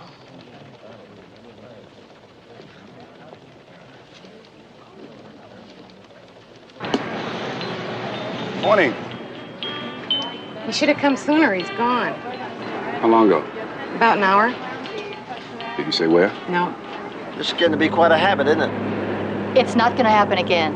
Mm-hmm. Carrie's promised me. I really dig those Novotnys. Yeah, well, you better hope that they dig you, because that's what's going to count from now on. 12Y53 to 12Y50. 12Y50, go. We blew it at the flea market. How come? Too late. Yeah. Where are you now? I'm on Santa Fe, heading west. Just keep looking. What else can I tell you? Roger. That's just great, isn't it?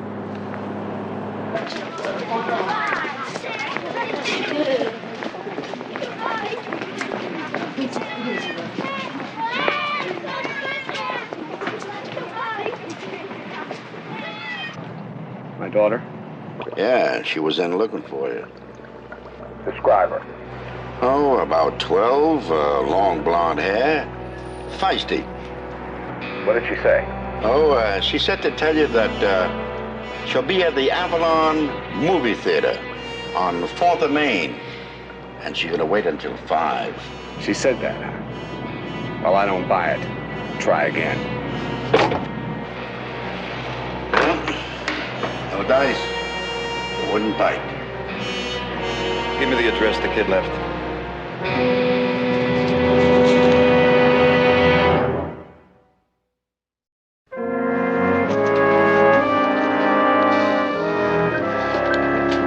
Bill.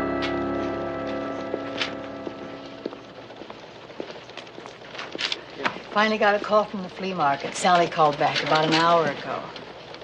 What would you tell her? To tell McGuire if she sees him or talks to him that I think the DA will go easy on him if he cooperates. Can she get to him? I think so.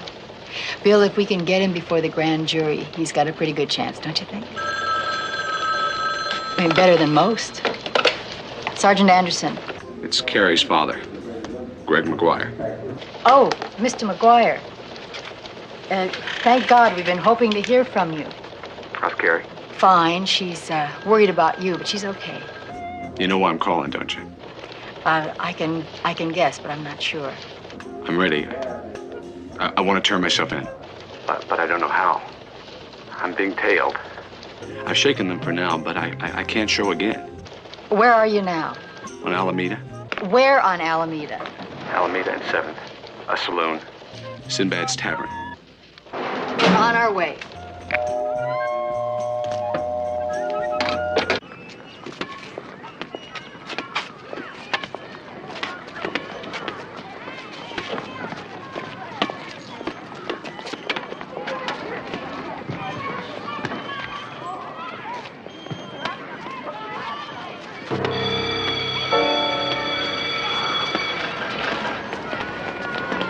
Hey, Carrie?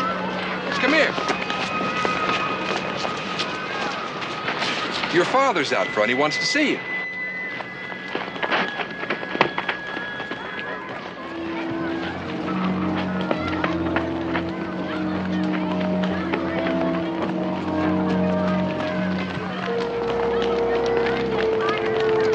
Dad?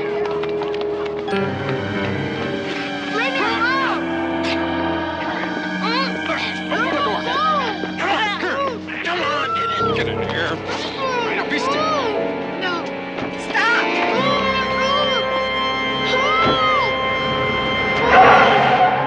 Attention all units. Kidnapping just occurred at the Maybury School, Bayard and Roselawn Avenue. Victim's name is Carrie McGuire, 12 years old, brown hair, wearing a brown shirt and blue pants. Two male suspects, 35 to 50, wearing business suits. No further description. Suspects and victim last seen westbound on Roselawn from the school in a white over brown late model Ford sedan. It's 12Y90 from 12Y50. Repeat the suspect's description. And was there any license number obtained on the vehicle? 12Y90 to 12Y50. Suspects described only as two male Caucasians in business suits, approximately 35 to 50 years. A 1976 light brown Thunderbird, 108 Paul Charles Edward. 12Y50, roger. What'd you say, PCE? Yeah. Have 12Y52 head towards the school and assist in the search. We'll continue on to the bar and meet with the victim's father. 12Y52, 12Y50 requests you meet him at the Maybury School to assist in the search. All units in the vicinity, 12Y50 requests assistance in the search of a 1976 Thunderbird with two male Caucasians in the Point Dune Beach area. Rendezvous at the Maybury School for further instructions. Please clear TAC 1.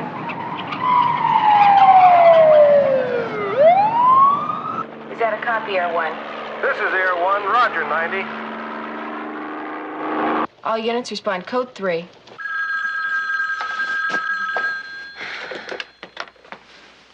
Yeah, This Greg McGuire's wife? yeah. What do you want? We picked up his daughter, Mrs. McGuire. You tell your husband if he ever expects to see her again, he's to call a certain number. He'll know what it is. Tell him he has until 6 o'clock tonight.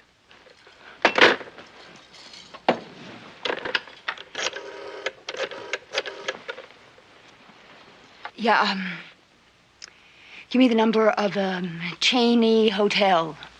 We could get out and walk, only I don't know what to do with the car. I don't know where the traffic's coming from. Sorry, ma'am. He hasn't called him for a few days now. But would you know where to contact him? No, ma'am. Oh, sure. Well, if he comes in or calls, either one. Yeah. Sure. Yeah, I'll write it down. It should be around here, Bill. Wait a minute. Is that it? Yeah, sit That's back. it. That's it.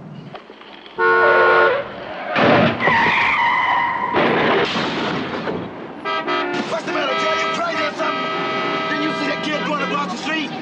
What do you get the right to come out of a Crocker Jack box? What is your problem, man? Mrs. Wilson, has my daughter been in? Well, in case she does. She won't. Your kid's been picked up. You want her? Gotta call a number. Get it? Who told you this? She said she was your wife, Helen.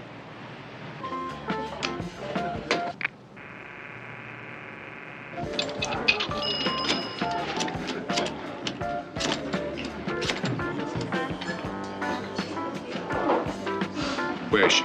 The beach, north of Point Dune. She'll be there for an hour. I'll make her. And get this, McGuire. Any coppers show she's terminated. Bartender? We're looking for a guy named Greg McGuire. That's him. There he goes.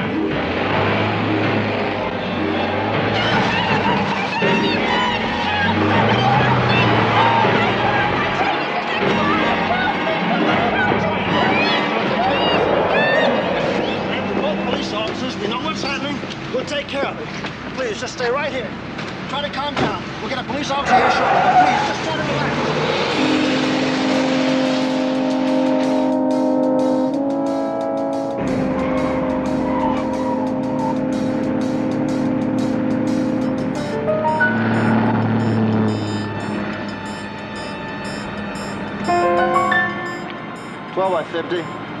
Yeah, we're in pursuit of a stolen late model white Pinto westbound on Franklin toward Western. Advise 12 by 52 and request black and white units to assist us. Roger. It'll be good to see Pete and Joe. 12Y52, can you intercept 12Y50 westbound on Franklin at Normandy? That's a Roger, 90. This is 50. Can do. We'll intercept as instructed.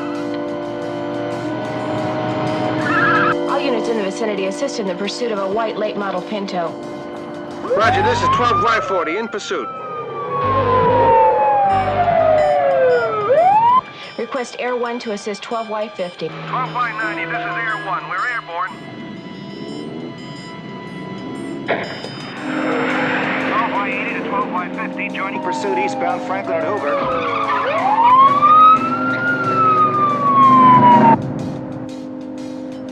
Somebody must have gotten word to him about Carrie.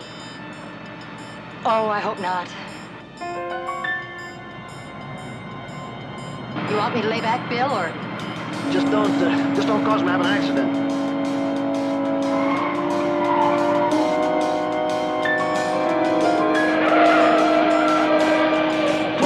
We're now turning northbound on Western. Looks like we're heading for the Hollywood Freeway. Request Air Unit to assist us. Air 1, did you copy 12Y50? Suspect in the late model white Pinto is now northbound on Western. There they are.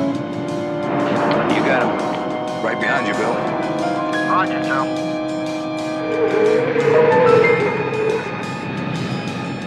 12Y50, Air 1 coming up on Western and Franklin. 50, are you in the light blue Ford with dark top? That's a Roger, Air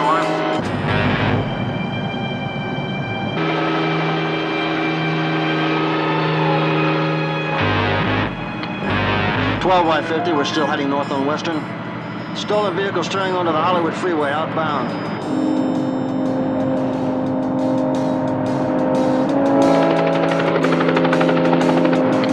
Helicopter interceptors at junction of Ventura Freeway and Hollywood Freeway. Roger, 12Y50. Rendezvous with Ventura and Hollywood Freeway.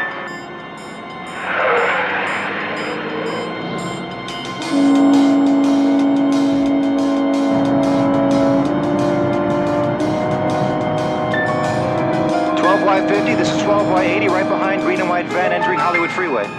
Roger, 80. 12Y50, this is Air 1, reporting Hollywood and Ventura freeways. Think I got you coming up to the off-ramp. Roger, Air 1. Looks like we're now turning off the Hollywood Freeway at Mulholland. Roger, 50, we got your Daisy Jane coming up to the off-ramp.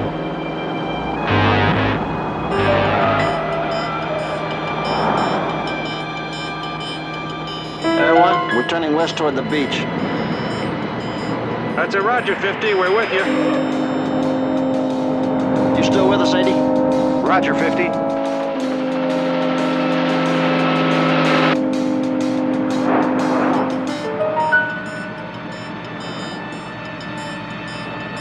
Y50 to all units. We're in the Topanga Tunnel.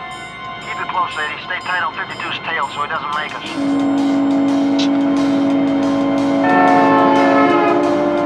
Looks like this Pinto may be getting a little hanky.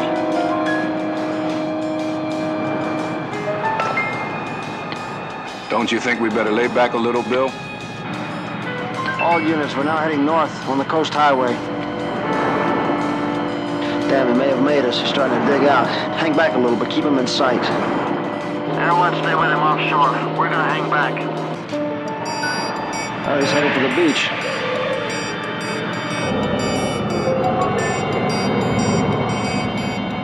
We've got him turning west toward the beach. Roger, Air 1. We're with them. They're dead ending. You can clear the area, Air 1, but hang by.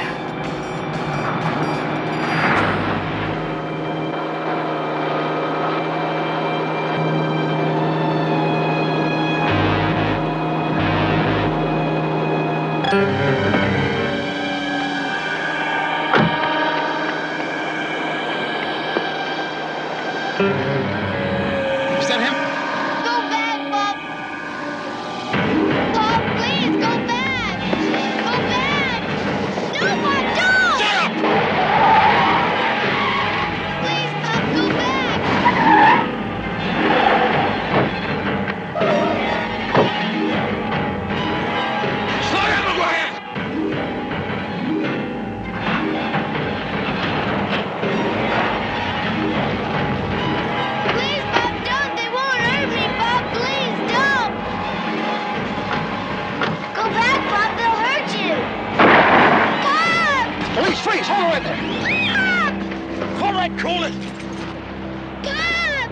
die. Drop it.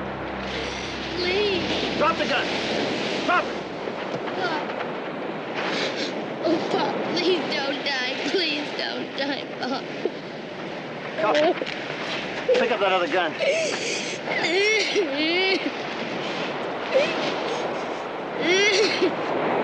Please, Pop. Look, it's the key. The key to the box where we kept all the money that you were going to use for us to get away with. Oh. Oh, Pop.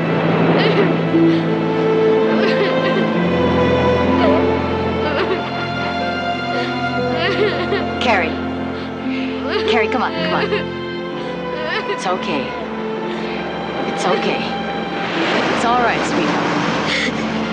Now, he loved you, and you loved him. Not being together doesn't make love die.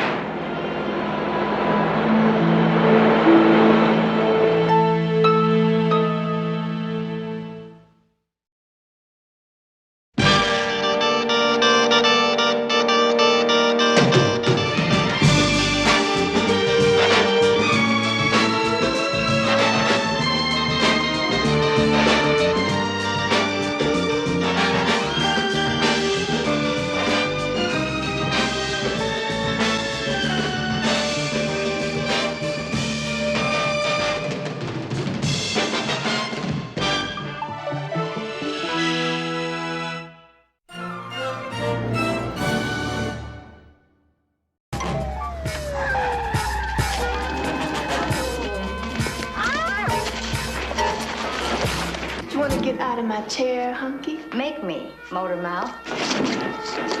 They busted her? They busted her. Now, you better tell that little dictator that I want my bread back. You set it up. You're coming on kind of heavy, ain't you? The heaviest, Cora. Maybe it'll be you ends up dead.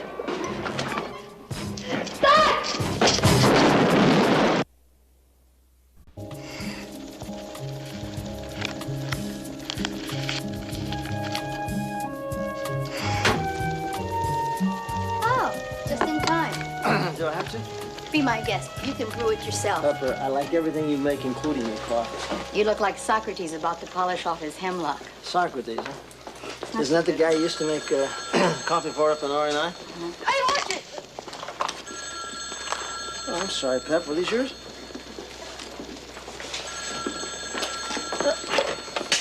Yeah. Yeah, Captain. Sure. Oh, but yeah, okay. How's a half hour? Good, I'll see you then. It's Millie. Did What's you this- know that these were new? Oh, I'm sorry. I'll tell you what, I'll get you another pair. I don't want another pair. I want these. They're from France. I paid $37 for them, plus tax. You're kidding. That's ridiculous. Pepper, I said it, okay? If I'm anything, I'm a man of my word. I'll buy you another pair. $37. Plus tax. Carlos Rumenez, former colonel, Cuban Secret Service, and today, one of Mr. Castro's least favorite exiles, and probably the wealthiest on the West Coast. According to one of our snitches, it's Rubenez's junk that finds its way into the Women's County Jail. That's pretty small potatoes, considering his wealth, isn't it, Captain? I mean, how much could he net? Maybe $1 grand or $2 a month? He's a major source. And our best guess is that his people take care of those inside and use them for mules when they get out. When do I get booked into jail? Not you. I want you and Crowley to concentrate on Rumenez. Now, we got another girl that's going to work undercover in the jail. She should be here any She minute. better be a good actress. That's tough in there. We're lining up some intelligence on the organization right now, especially on one of the colonel's nephews. He's reportedly in on this. Lover boy type, as they say. And even the uncle is still quite a ladies' man. Now, maybe you or our gal will come up with enough to tie them both together. Yeah. Send her in. Here she is now. Hi, sorry I got held up. Hi, Pepper. Bessie. Officer Bessie Dowling, Sergeant Crowley. Hi. Pleased to meet you. And obviously, you know Sergeant Anderson. This is the girl you're sending in on that kind of an assignment? I volunteered, Pepper. It's already made up. I mean, I'm gonna cop to shoplifting beef and do 30 days. They'll figure out in 10 minutes that she's a cop. Captain, you can't send in somebody green like this. Wait a minute, Bessie.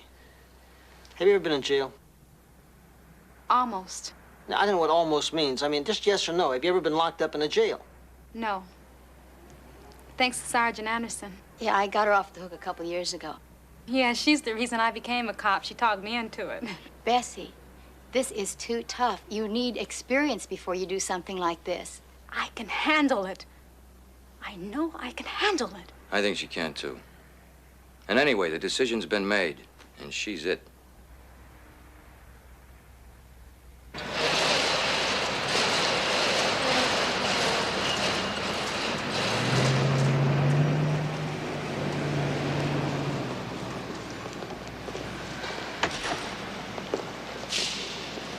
Pasa, viejo. Ve bien, ve bien. Va bien, va bien. Y mira para allá.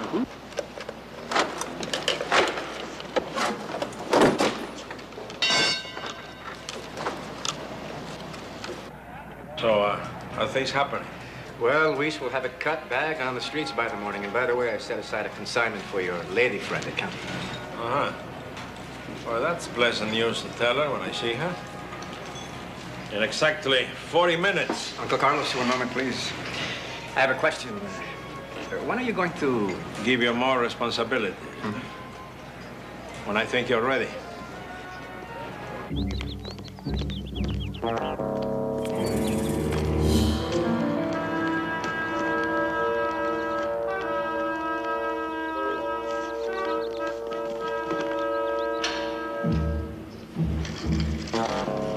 Okay, girls.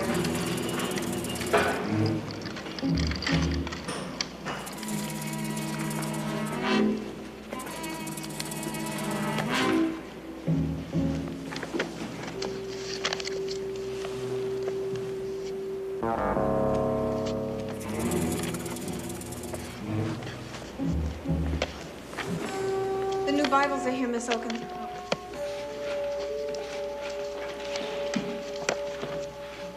Well done, thou good and faithful servant. I believe that's St. Matthew's. It is, verse 25. You know, Cora, sometimes you really amaze me.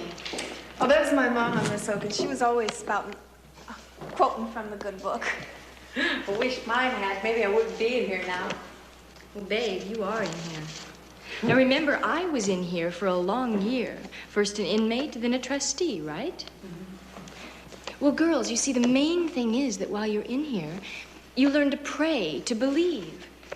Then you realize that when you get out, there's a beautiful world waiting for you. Not the emptiness we came in from. Is it all right if I take my Bible with me now, Miss Oaken? Of course, Cora.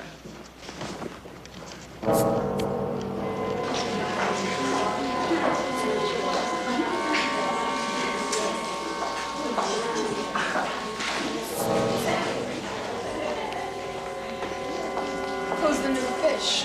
Oh, Cora, Bessie. Hello. Cora's a trustee. She'll help you learn the ropes. Now, here's your own private room. You keep your nose clean and obey the rules.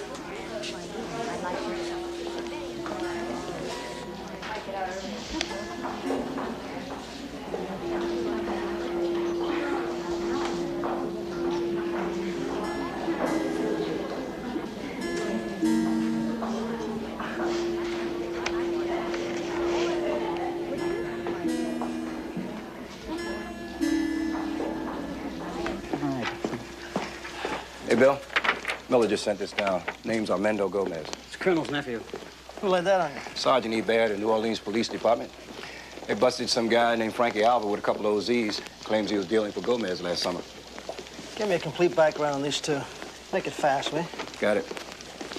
Like we always do.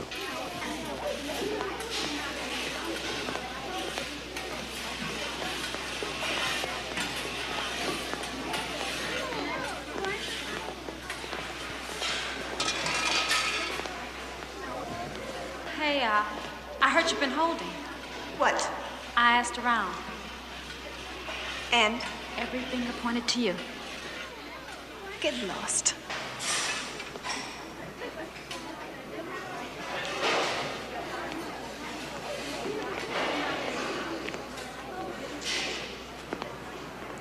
Hey, babe.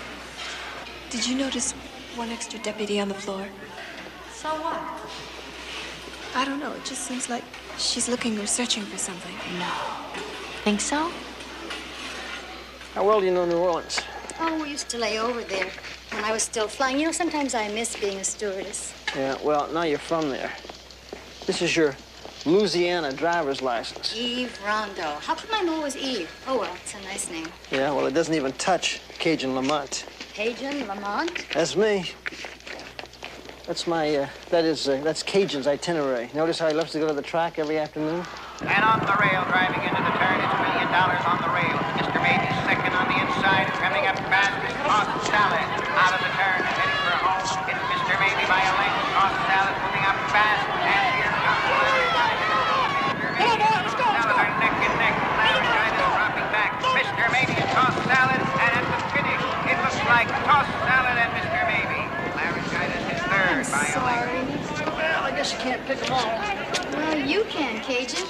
4 in a row. All dead last. Mm-hmm. Well, I'm gonna make it up on the next one. I got me a hot tip on Brazen Lady. Yeah, let me put you here. The third race is now official. With your permission, may I offer a word of advice?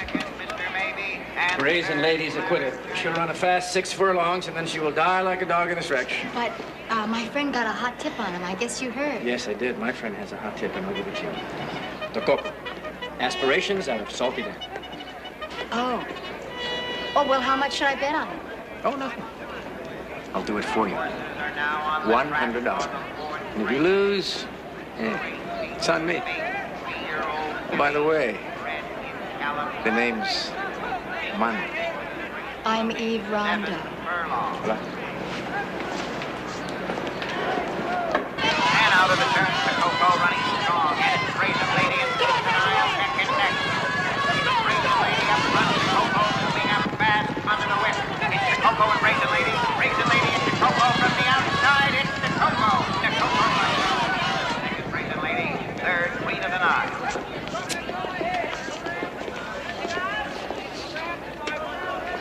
Hope they don't try to charge me with the bath I just took. What's the matter with you, honey? I had Tecoco on the nose. That's a $100 ticket. What'd you do, stick a pin in the program? No, this gentleman touted me on him. I think we ought to buy him a drink. Cajun. Sir? Fine. Oh, Cajun? Oh, I met him at a party. He brought me out here on this trip as a present.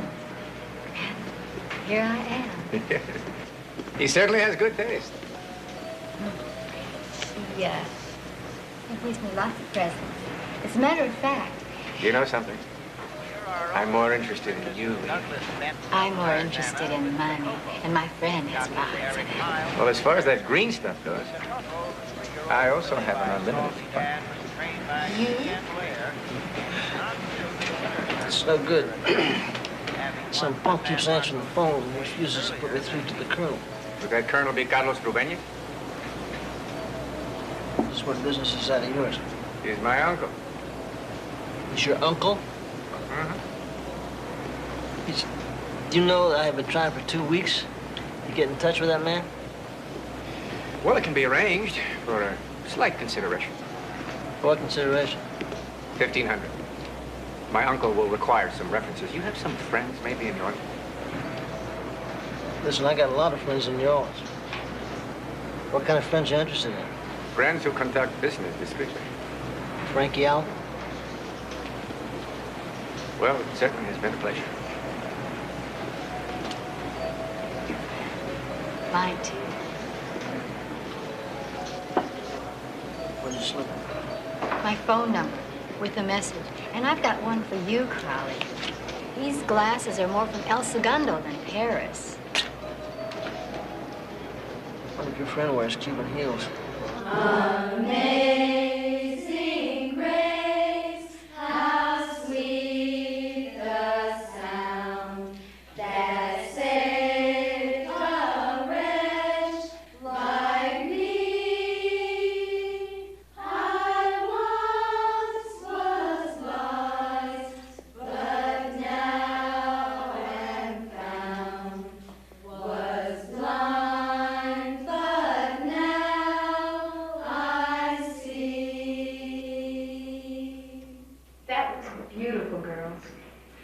Bessie can do just as well in the next one. You keep this up and they'll be giving a concert someplace. You're doing a terrific job.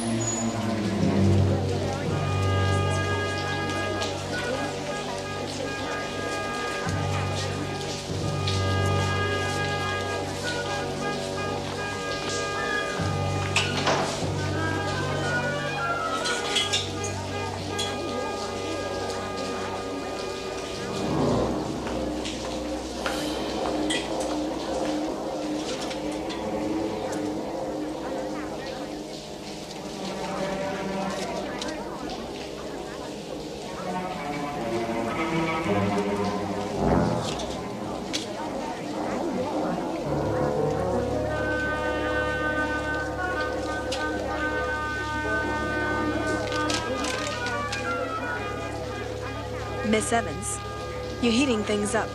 Get the extra deputy off the floor. Signed, Bessie.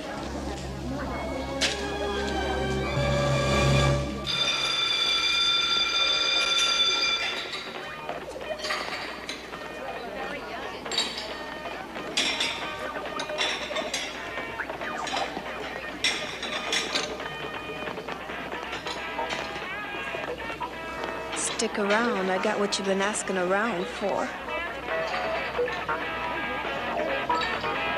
Hey, what'd you do that for? I just wanted to hear the new lyrics. Lyrics? What lyrics? Bessie had a little pig, and only this I know, that everywhere that Bessie went, the pig was sure to go. Cora! Shut up.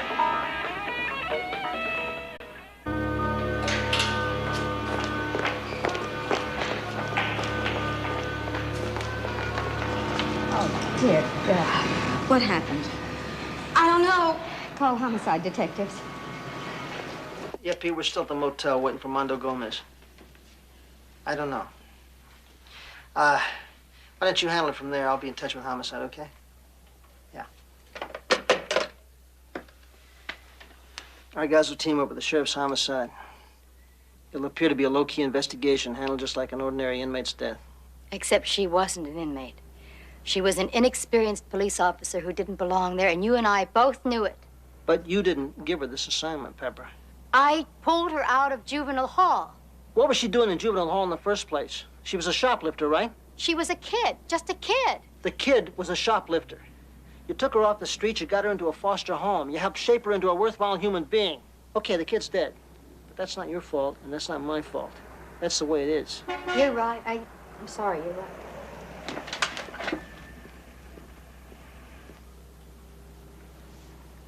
Hey, that's Mondo. How much time do you need? I'm ready. The horses are standing in the gap. They're off, and it's Son of Bitch racing to the front. Sir Nobody and Chocolate Charlie running strong. It's very private. Has this high hedge all around the patio. The pool is very warm. You can swim in it nude if you like. How does it sound? Oh, refreshing. Well, how about a little refreshment after lunch? I'd love to, under different circumstances. What does that mean? Cajun. He's paying me. Well, it isn't a 24-hour-a-day job, is it? He thinks it is. Why, he'd have a spit hissy if he even found out I was having lunch with you. Look, are you going back to New Orleans with him or not? No way. I love it here, the track, the swimming pools, the people. When is he leaving? Well, that's the trouble. If your colonel won't deal, he'll have to look for another connection. It could take weeks. Hours. Your friend. He'll be on his way back to New Orleans in hours. Plenty of time for a midnight swim. You tell him to call me, and I'll set up the deal. But will Rubinez approve? Is that his name? Mm-hmm, that's his name. Take my word for it, baby. Lamont will be on a plane by 10 p.m. Mission accomplished. Okay? Time for this 6-furlong Okay. race was a minute 9 flat. 12Y50 to all units proceeding west on Elm. I hope I'm coming through loud and clear.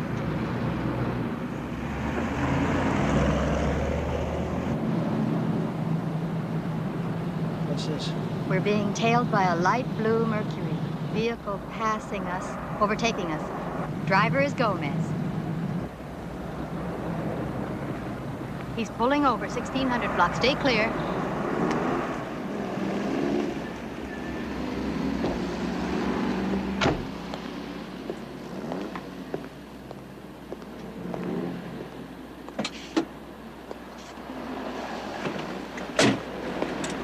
Okay, so where's the money?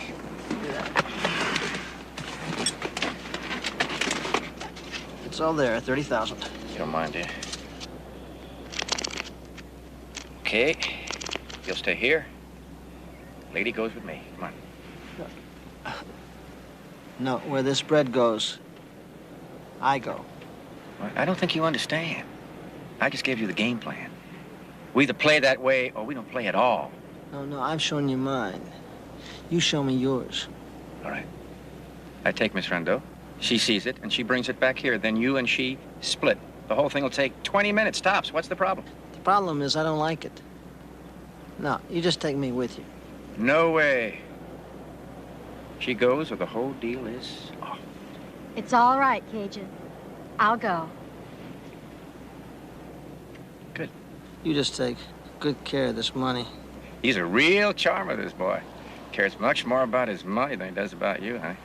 Money's what makes it all happen, good buddy.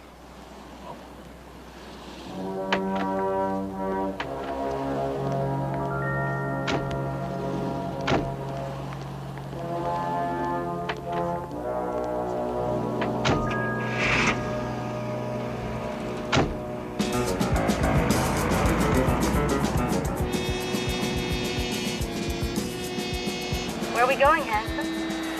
You'll see. You'll see. You said 20 minutes. It can't be Palm Springs. No, it isn't.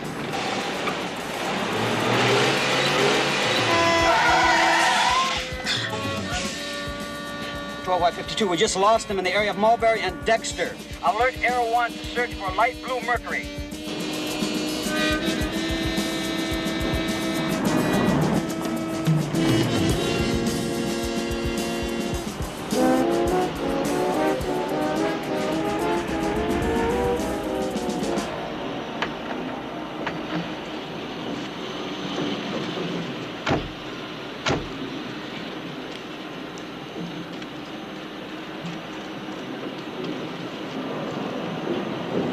See that last well over there?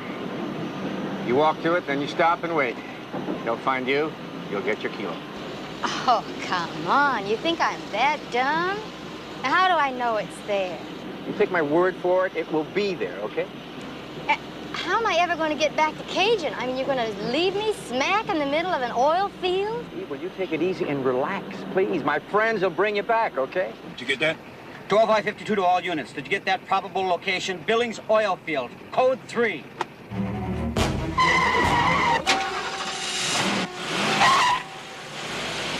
After you deliver the stuff, come home to me. They're waiting up for you. Waiting real late.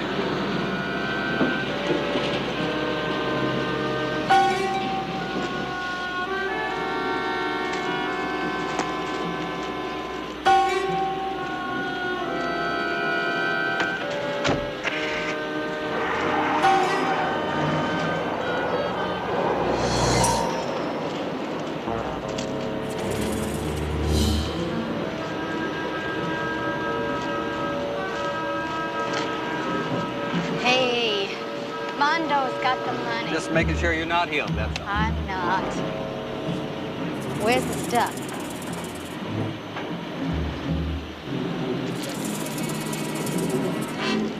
How do I know what's in here? I'm gonna test it.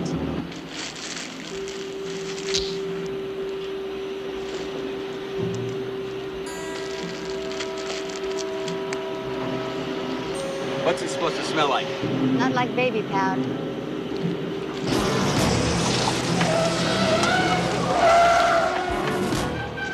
Police, Penguin!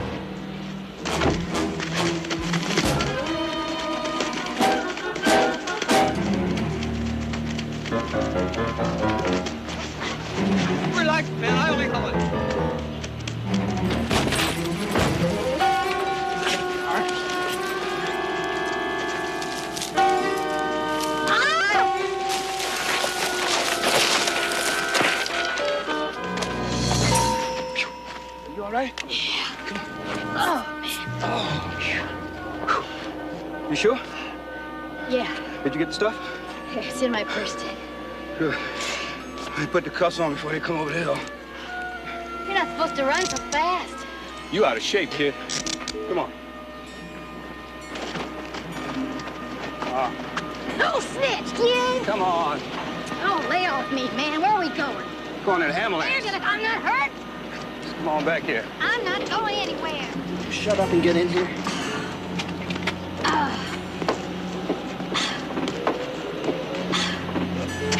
Somebody mind taking these off of me? I thought you were beginning to like them. Yeah. You talking about going down rotten? Guy just waltzes right off for that 30,000. Yeah. Well, anybody want to tell me what I do next? You all want to take the outside, I'll work the inside? You thinking about going into that jail? I hate to, but why not? I mean, it's a perfect cover. I just got busted. They make you end up on a slab. Yeah, sure. Put her cuffs back on her.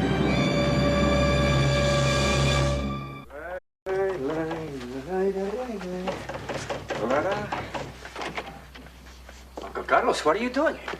You had to do it, eh? Huh? Even though I told you I didn't trust those two. What do you mean didn't trust them? Believe me, it went smooth like good rum. Like good rum. Oh, you stupid. They were police. It was a stakeout. 2 of my men are in custody. What? Where's the money? It's over here. Well, get it, get it. All right. Luis, out the back way.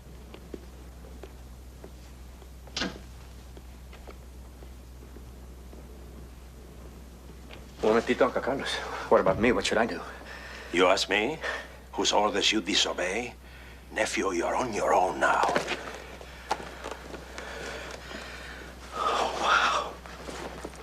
I'm tired. I've already had a bath today. So now you'll take a shower. Make sure you're really clean.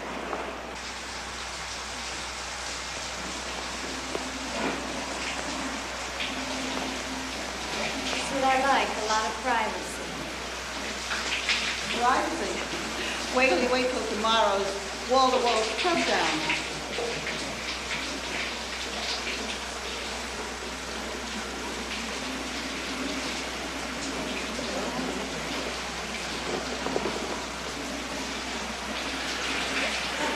Don't take all night, Rhonda.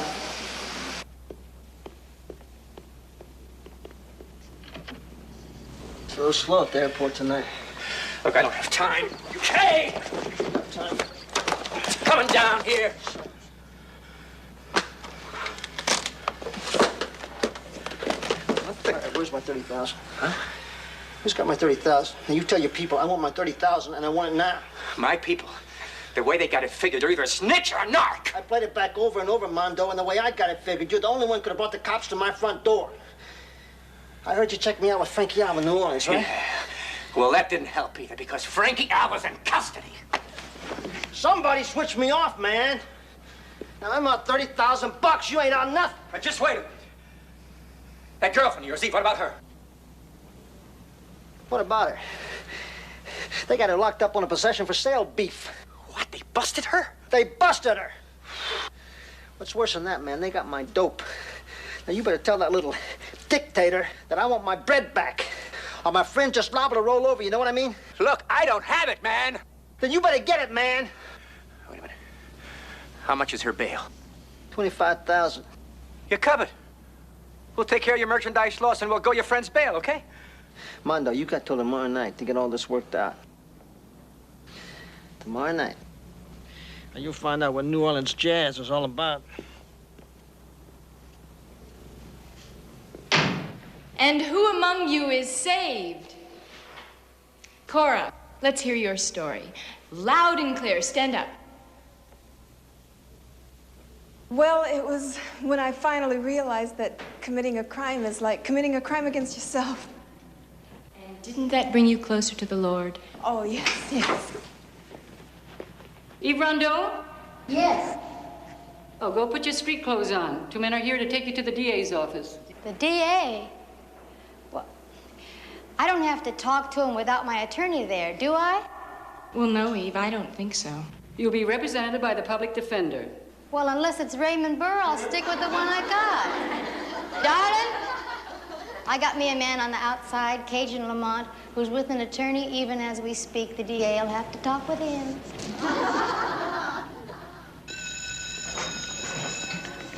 Eve, don't you think it would be wise to cooperate with the authorities? I know you mean well, but my man's a real heavyweight. He's going to take care of me. It's Carlos Rubens, I bet. You know, the word's out that you were busted dealing with him. Let's just say you pronounce his name very well. So she's stonewalling it, huh? Well, you checked it out with your lady friend inside, didn't you? Mm-hmm. Yeah, maybe I was wrong about those two. There's no maybes about it. Oh, yes, there are. Many. Such as maybe Frankie Alba could vouch for them. Except he's in the custody of the New Orleans police. Now, I don't like that. Besides, our involvement with them has been nothing but trouble. What are you going to do, Uncle Carlos?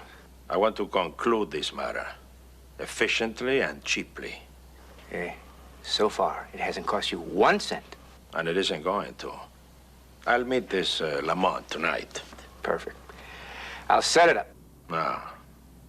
No, Luis will set it up. I will set it up. Hi, Jason. Why don't you sit here with me? No, this chair's fine, thanks. Yeah, but that's Cora's chair. This was Cora's chair, but now it's mine. Hey, put on the wetback music. I did. And it's Mexican music.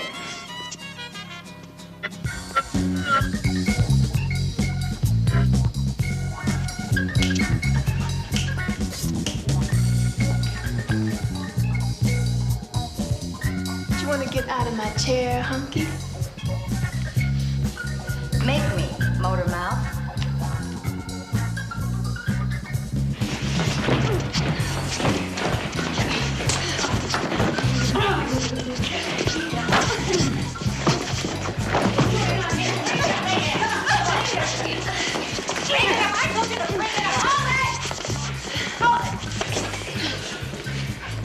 Okay, what's going on? Well, we were discussing politics, right, Cora? That's right, Miss Howard. I'm just telling you to obey the rules. And things become rather lonely here when you're isolated from the other girls.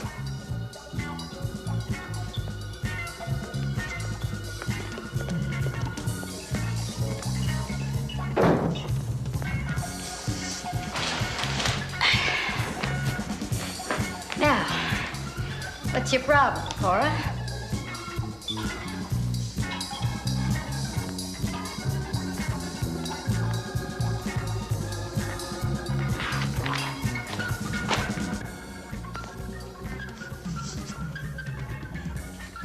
Cooler, Cora, you picked the wrong girl. I can take her. But can you take her outside muscle? It's Rubinez.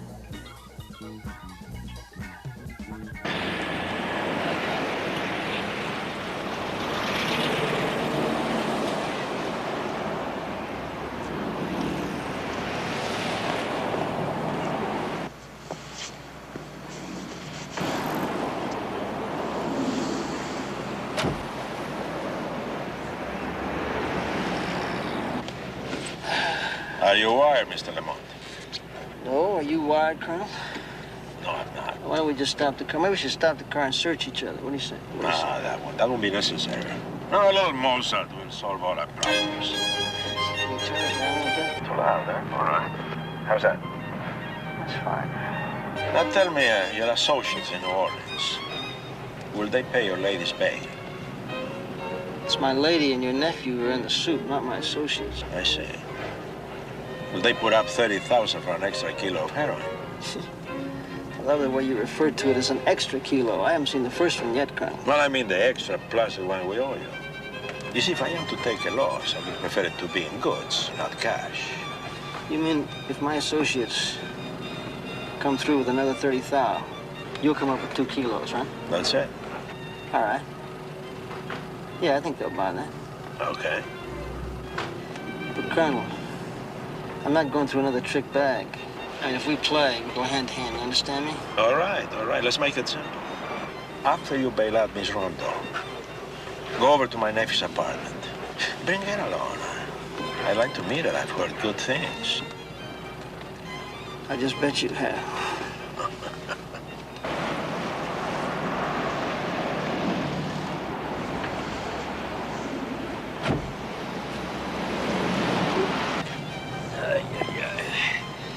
Uncle Carlos, I'm sorry this is gonna cost you money.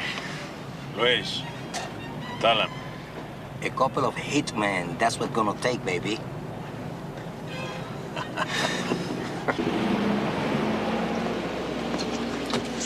The reception must have been murder, eh? Not if you dig Mozart, my friend. That was Eine kleine Nachtmusik, in case you're interested. Did you get that? Jawohl.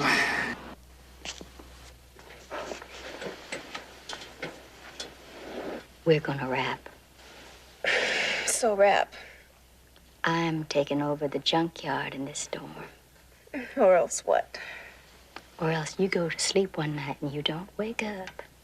I don't get it. I mean, you're not even gonna be in here that long. All this big talk about your lawyers bringing you. Yeah, well, me and my big mouth, things have been falling through for me lawyer-wise. My boyfriend has split, last I heard. Now, I'm not unreasonable. I'll keep you on as my mule, and you get a cut. You're crazy. I mean, I'm just a working girl in here. I'll have to check with my people. I'll meet with him. You set it up. Only if he wants to. You convince him it's to his advantage. You're coming on kind of heavy, ain't you? The heaviest, Cora. I control the action, or there isn't going to be any action. Now, you tell your man that. Somebody in here is connected to Rubenez. Whoever it is, I want in $25,000 worth, or you're dead. I'll tell him. Maybe it'll be you ends up dead. Anything's possible around here, or haven't you found that out?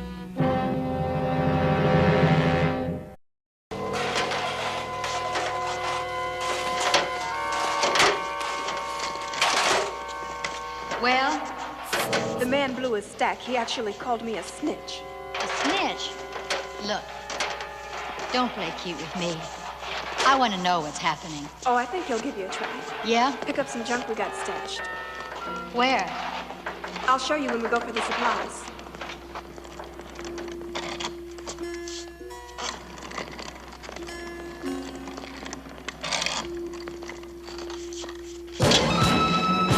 Get back!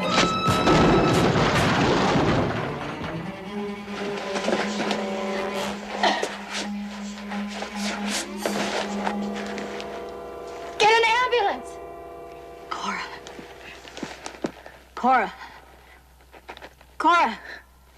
She didn't believe me. Who? Cora. Who? Sweet Jesus. Forgive me for what I did to that poor little girl. Who? Bessie? Cora. Cora, get that ambulance! I asked you, Miss Rondo, how did that grenade get there? Miss Rondo, less than 10 minutes ago, a man named Lamont posted your bail with Judge Seeley. Now, you'll tell us all you know about this affair, or I'll have that bail rescinded. Not in front of them.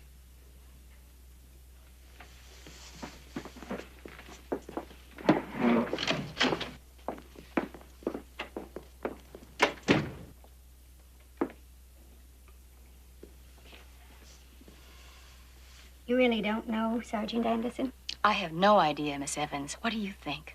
I don't know. I just don't know. Ready? Ready. Any news about Cora? No, she may pull through. The doctors are working on her. So, Ruth, look at these. And this. How about that?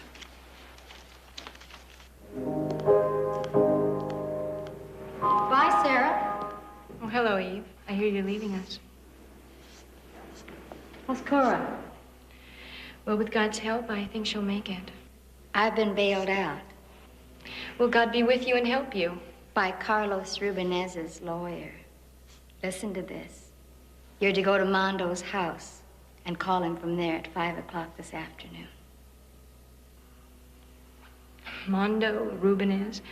Eve, I'm sorry, but I don't have the faintest idea what you're talking about. That's the message. Don't try to tell me that you haven't served with the colonel at times. He told me so himself. He really thinks you're something special. So do I. I really admire how you handle things. Play nice.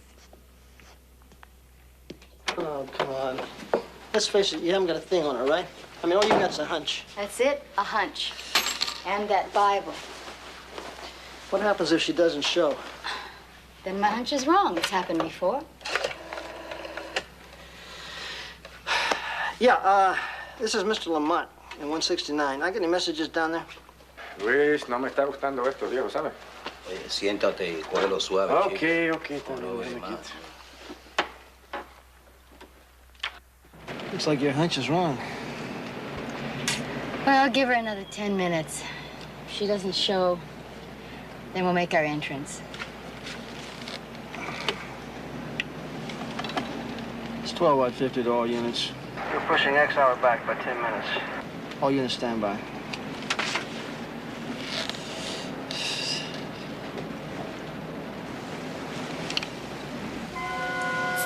Spills?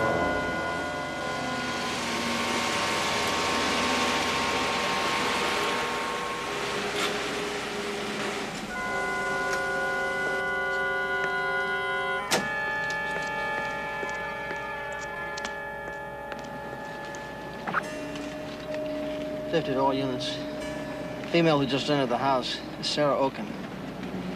Pepper and I'll enter in 5 minutes. All right, let's try the Fargo. Testing. You're coming through. Clear it loud. What is it about any? I don't know about any phone calls. Look, he sent the message through Eve Rondeau. Listen, just let me call him, okay? No, hell no. I do the calling. Hey, take it easy, viejo.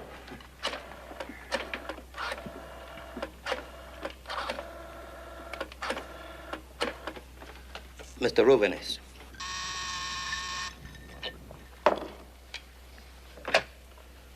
See? I sent her no such message. If I wanted to see her, it would be here, wouldn't it? I was right the first time. Those two are narcs. Trouble, yes, but they have nothing on us. Only on my nephew and the girl. So what should I do, Colonel? Luis, the good book says, if thy left eye offend thee, plug it out. The lovely Sarah will interpret that for you, if you don't understand. ¿Qué pasa, Luis? Anything wrong? No, todito está cool. Okay.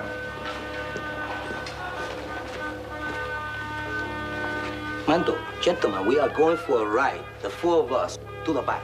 Move. A ride to where? A ride to the back. Hermano! Let's go.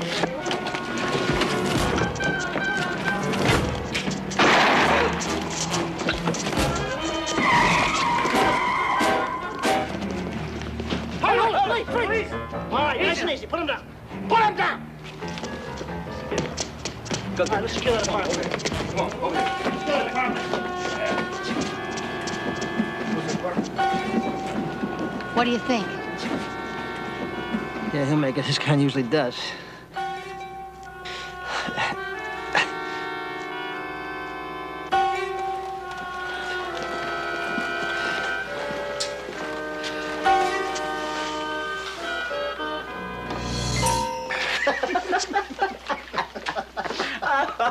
You little whippersnapper. That was good.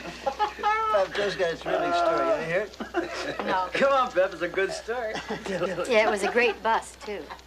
All we got was a couple of mules. We got us a killer. Rubenez and his kind are the real killers. The DA thinks we got quite a conspiracy case going there. Well, I'm not too impressed with his batting average either. I wouldn't bet on it. Well, it was a good bust. Was it? Was it worth the life of a kid who might have made a good cop, given half a chance? Might have had a great life? Was her death worth what we accomplished? Pepper, it was a good bust. It's a rotten business. Good night, Phil. Well, let's go. Yeah, no, just sit there. Yeah. Good night, Bill. Yeah.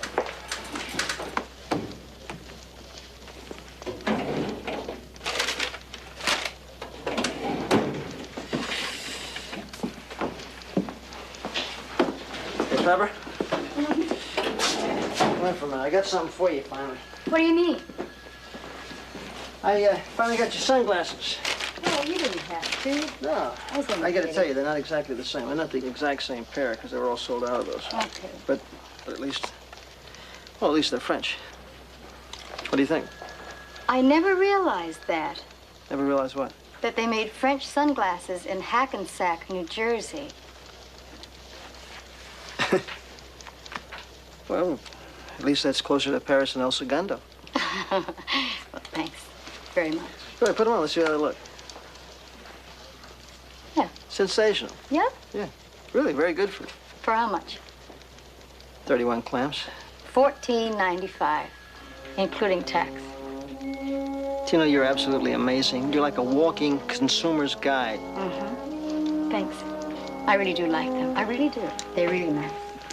Thanks. Get a good night's sleep.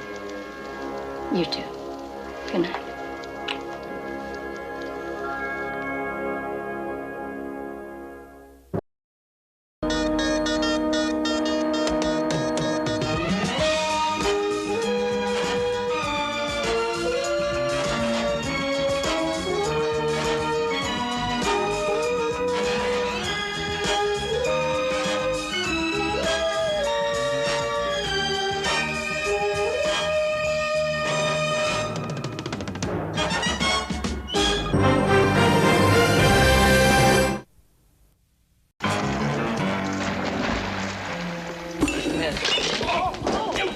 I'm sorry, sir. He's dead, and you want me to find a chest? It's important to me. Personal belongings. You got a strange way of showing grief for your boy. Where'd he come from? Who are you people? We picked you up yesterday. We're police officers. Where you going, big boy? Lose yourself, clown. Hey, how you been? He's sick. Now you better untire. Drop. Blow your guts out.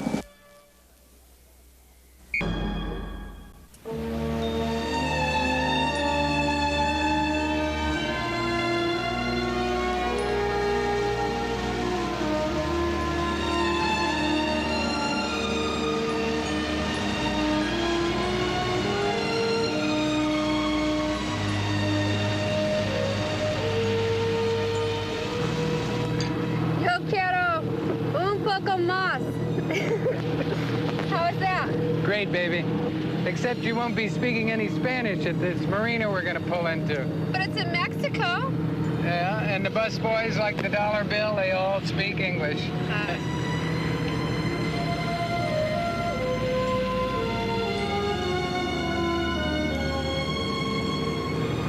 He makes me feel uncomfortable. Johnny, where's Juan this trip? I mean, how come him? Well, it's a simple matter of germs. Translation? In English, senor. Well, Juan got the flu, so he sent his cousin to take over. I don't like him. Do you like me? Want me to show you? All right, that's it. Get to the stern. No questions, just move. Hey, what do you think you're doing? Move! Move!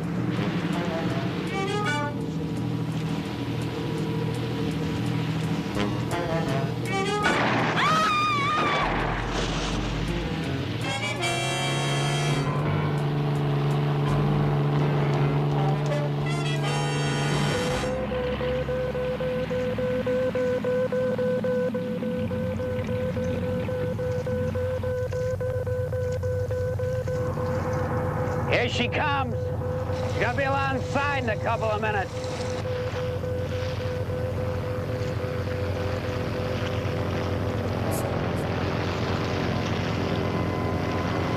You hear me, McManus?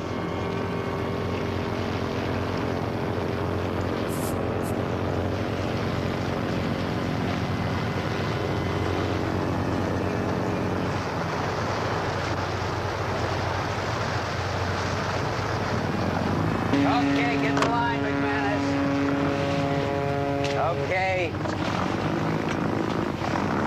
How'd it go? Well, the guy and his girlfriend, they were real cooperative. Then I picked up Tobin, and he came aboard with the stuff.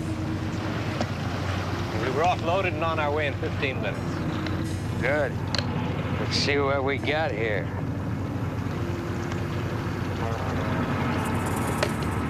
Yeah. All right. Move her out about 100 yards. Pull the plug, wait in the raft, and we'll pick you up. Anything on radar? Yeah. The Queen Mary followed you here. Funny. Now scuttle her.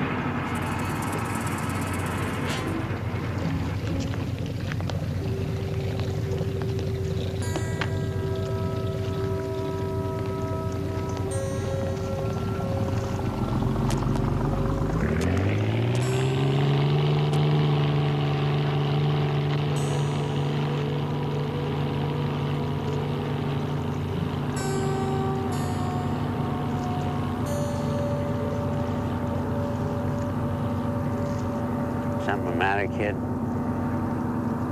That was the Sea Eagle out of the Briseis Marina, right? Right. You're a regular marine encyclopedia. Anybody ever tell you that? Look, Scow, I know the owner of that boat. John Woods. So? So the only way you'll ever get that boat away from him is to kill him. You're pulling that line while I get this tub underway. What do you got in the case, Mr. Scow?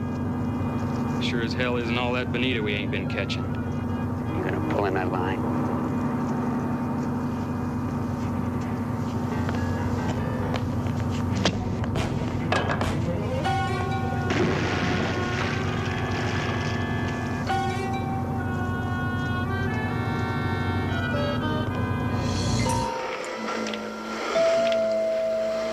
Who is it?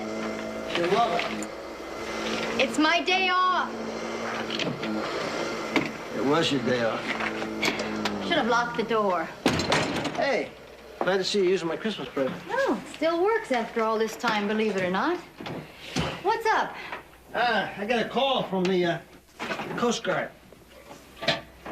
Seems they found a cabin cruiser scuttled. That sounds like the crime of the century already. Well, the only thing is, when it took off, Pepper, there were 3 people aboard. One was a stockbroker, a young guy named Woods, his fiancée, a model, and a bogus crew member. How bogus? Well, they found the guy who should have been manning her, wasted. So his killer obviously went on board in his place. They don't know what happened next, except that when they located the boat, they didn't locate the 3 people. Why don't you help yourself to a beer? Our divers went down to have a look. Somebody had disconnected the water intake manifold and just pumped her full of seawater. Then why didn't it sink completely? Not this boat, Sergeant Anderson. It's equipped with a special flotation collar right here. So she took on water up to the bridge, but that was it. I'll tell you what I'd like to do, Commander. I'd like to have our own lab men take a look at her. Sure thing. What do you make of it? Piracy, drug trafficking. And now homicide. Juan Segarras and that couple, probably. We've had 6 other boats missing and not recovered, so we sent out a special bulletin to alert the boat owners. Looks like we missed this one. I got a couple of guys out looking for Jack O'Malley. The harbor detective tells me he knows more about boats and owners than anybody in this area. Is that true? Yeah. Well, good luck if you can find him. He's been into the booze for about a year now, so he could be anywhere in the area or in any skid row on the coast. Would he know something if he were sober? Sober? Oh, yeah. Whitfield? You. I'm McManus. How do you do? So how much further down can you go on this one than you can this old one? Look, you studied diving in your own time. I'm interested in finding my son. Oh, partner. It just helps, you know a little bit about a lot of things in my business. Your boy, Scott. How long did you say he was missing? Well, he's not exactly missing. Not in the true sense. And why'd you call me? Look, my boy and me, we had a disagreement about how to conduct a salvage operation. He took off. And I'd like to patch things up. Yeah, when was that? When did he take off? Oh, a few weeks ago. Where'd he go? I heard he's signed up on a fishing boat in this area. It runs up and down the coast. What's the name of it? There are over 100 of them sailing out of here. And I just don't have the time to do any more checking than I've already done. Oh, I see. But you're willing to pay a private investigator $150 a day in expenses just to babysit your boy? He's 20 years old. He's 20 years old, isn't he? Whitfield. Yeah. Please. Look, I called his girlfriend. She's real worried, too. What's her name? Karen. Karen Walters. Where'd I find her? She works in a cafe on Chapin, right across from Land's End.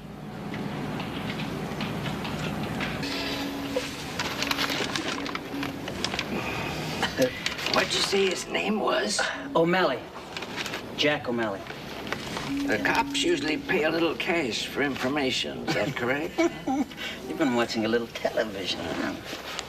Well, how about a 5? Well, thanks. What about O'Malley now, the information?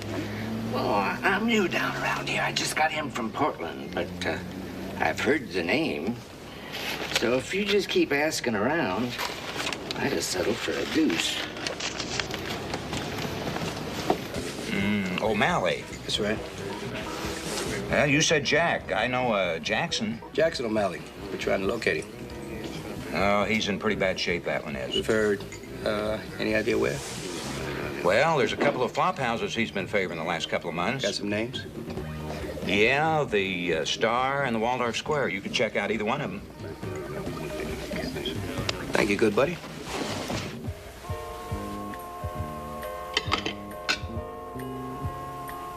Scow's the one on the bridge. Scott hired on as a hand, huh? Yes.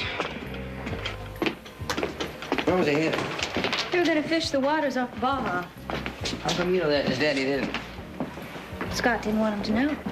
He asked a lot of people not to tell him if he asked. Want some more coffee? A little bit. When did you hear from him last? He called from San Diego Saturday. That's good. What do you have to say? Sit down. Nothing much. A little personal stuff, you know. But I could tell something was wrong. He sounded, well, scared. You know what a seal is? Not the animal. A Navy SEAL. Yeah, like Frogman. Yeah, exactly. Only tougher. Well, Scott spent 2 years in Vietnam at the end of the war in a SEAL unit. And he doesn't scare easily. What's Scal and the rest of the crew like? I don't know. They, only been around here a little over a year and, pretty much loners. Why'd Scott have a fight with his dad? I don't know. They must have told you something. Only that, his father had lost sight of his values, like Scott put it, and he wanted to protect him. 2 joggers found him washed up on the beach. Looks like the sharks already got to him. Jeez, how'd you ever identify that? He was wearing these. Scott McManus, U.S. Navy. Cause of death? Probably drowning. Really won't know till after the autopsy. You know, the Sea Eagle was scuttled about a half-mile offshore. Could he have been on her? Yeah, sure he could have. He probably went over the side before she went down. I don't know what the kid was into, do you? No, sure don't.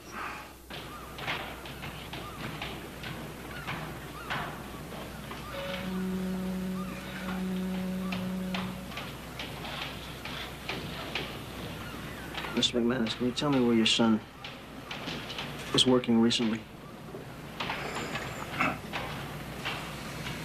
The sign outside says McManus and Son. Now, Scott was a part of this business. I'm sure you've snooped around enough to know my boy took off 3 weeks ago.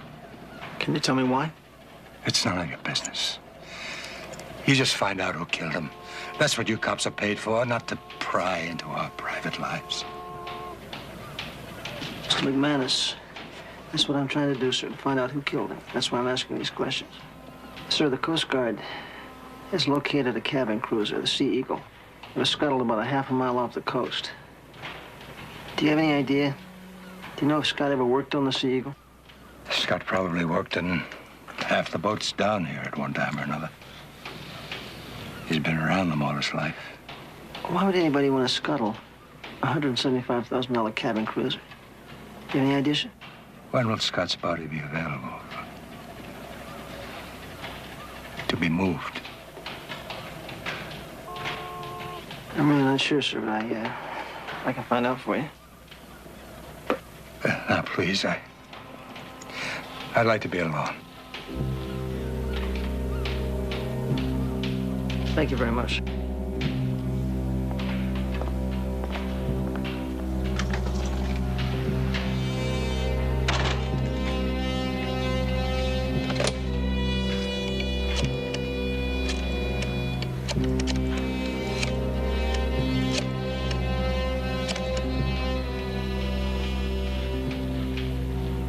Chuck Whitfield. Oh? I want to leave a message for him.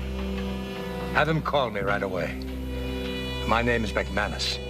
He has my number. It's important.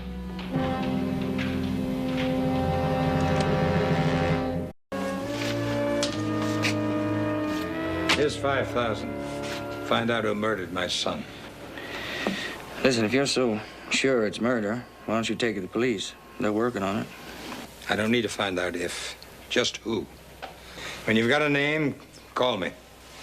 You start with John Skull. Word's out now, Scott was last seen on his boat.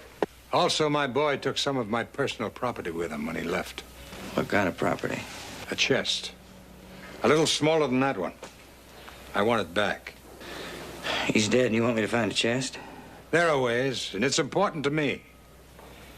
It contains personal belongings, family things. Things he wanted to protect you from? What's that supposed to mean? You got a strange way of showing grief for your boy.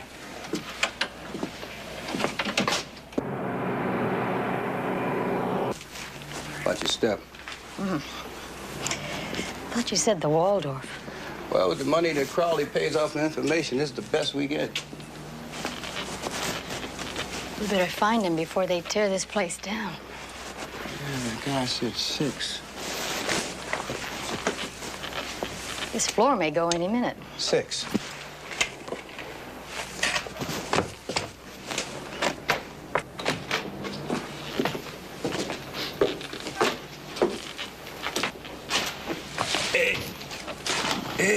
Hey, O'Malley. Hey, O'Malley. Come on, sport. Come on. Come on over here. Come on. Hey, buddy. Wake up. You think that's him? It smells like him. Come on, he fits the description. Come on, he's out. Come on, buddy. Let's get him out of here fast. Come on now. Come on. It's all right. Come on, go with me. Come on. Come on. Ah, come on now. I don't even know you. Come on. Ah, it's a heavy one. Come on. Come on. Ah. Good doing week's work. Come on, buddy. Who are you? I got it. It's all right. Yeah. Morning. Morning. Morning, Captain Scott. Yeah. I'm Sergeant Crowley with the police department. This is Investigator Royster. Yeah, Crowley and Royster. That has a nice ring to it. Yeah. You think so? Have we come aboard? Sure. Delgado, Tobin, get over and pick up those parts I ordered.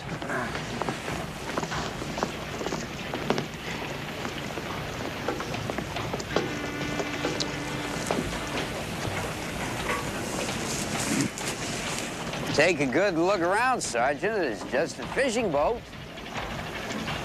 Yeah, I haven't been on a boat since I got out of the Navy.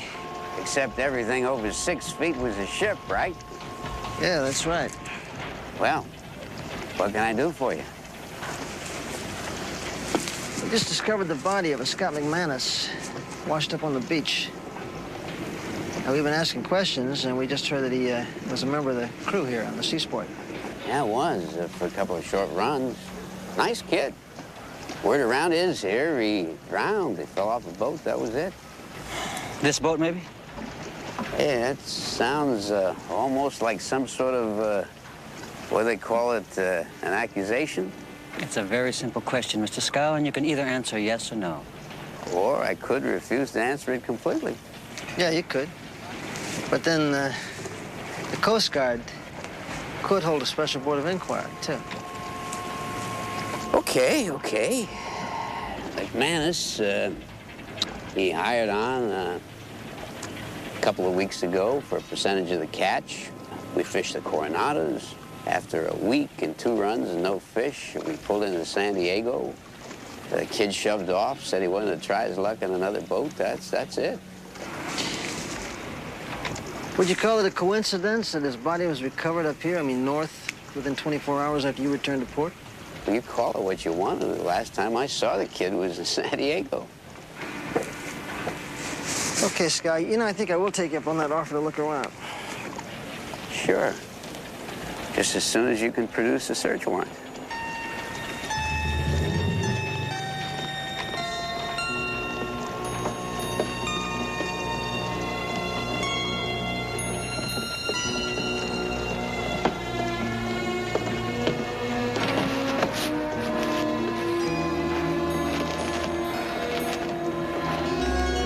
Well, it ain't Crowley, old sport.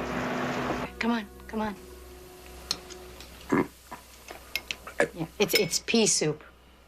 Come on, a little more. Wait a minute.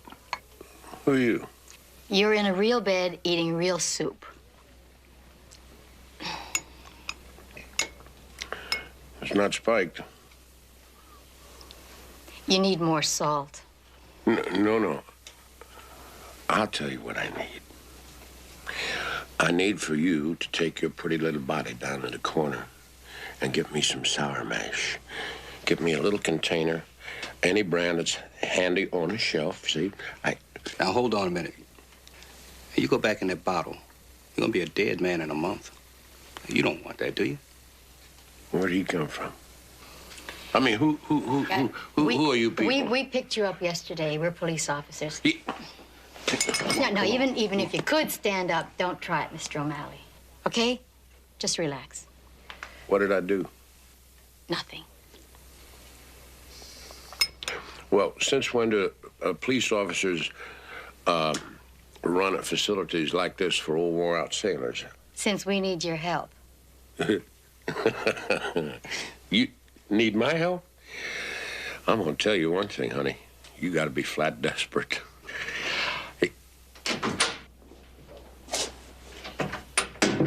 Hey, Bill.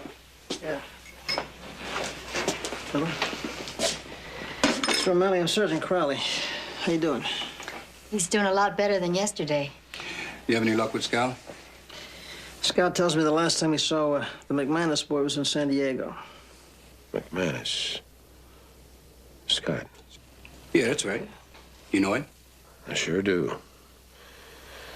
I took him to sea for the first time when he was, I don't know, 8, 9.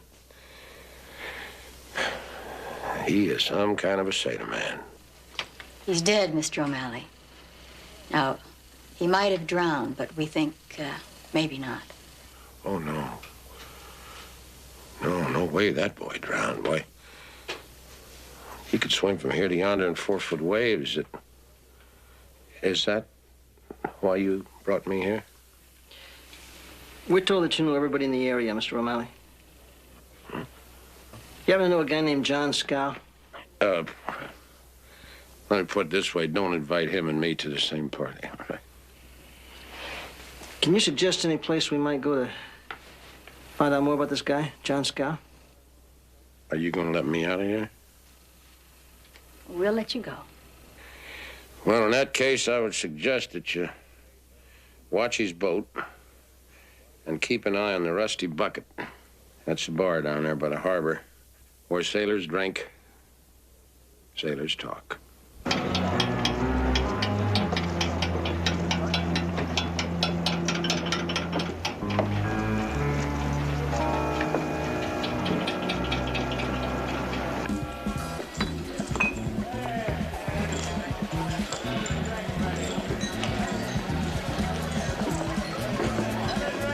Three beers, miss.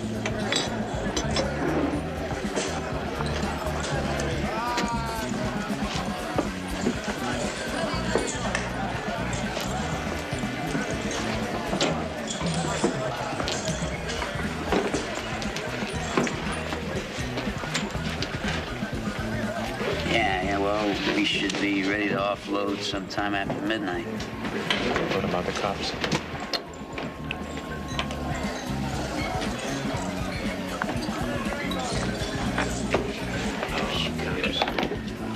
Go. Rod, you got me over. Hey, take it easy, Toby. No, come on. I'm sorry, sir. Well, I don't suppose you remember me.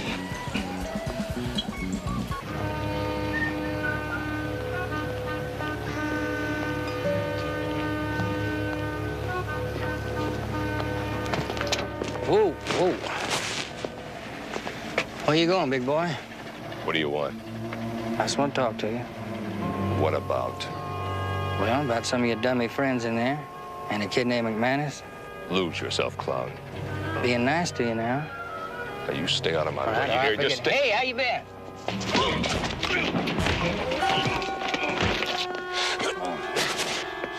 Don't get up now. Just want to talk to you.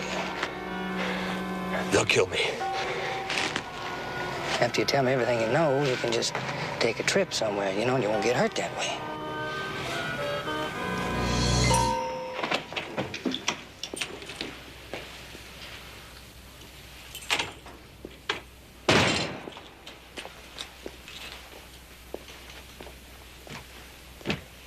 It was locked. How'd you get in? Well, I never threw that key away. Make yourself at home? Well, I'm trying. Why don't you take that coat on and stay a while? Thanks. I thought you'd never ask. What brings you to town?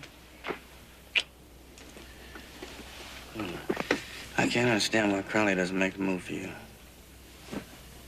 You never let up, do you? No. What brings you to town? Well, I heard you were down on your luck, going through some hard times. So I thought I'd check it out. And I know you can do better than the Rusty Bucket. Yeah, you can do better than Toadsuck, Texas yourself. Now, that's a good little town. Who have you been seeing? You been dating somebody?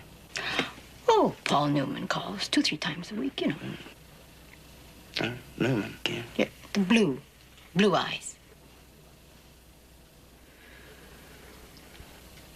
Missed you. Why, no. I could tell from all those letters and phone calls. Oh, my. And the flowers. And telegrams. The place was flooded. How could you afford it?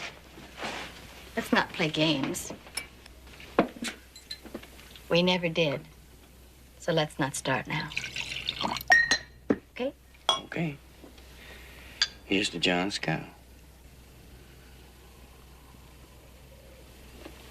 I don't get it. Well, I'm gonna help you out. Now, I saw Crowley down on his boat, and I saw you in that dumb wig and your undercover outfit and that dive. And I used to play cop not too long ago, you remember? You know, I always did love to listen to you talk. You do? Well, listen. I got a message for Crowley. I want you to give it to him. But don't you tell him where it come from, you understand? I don't know why, but we never, I just can't, we just don't hit it off.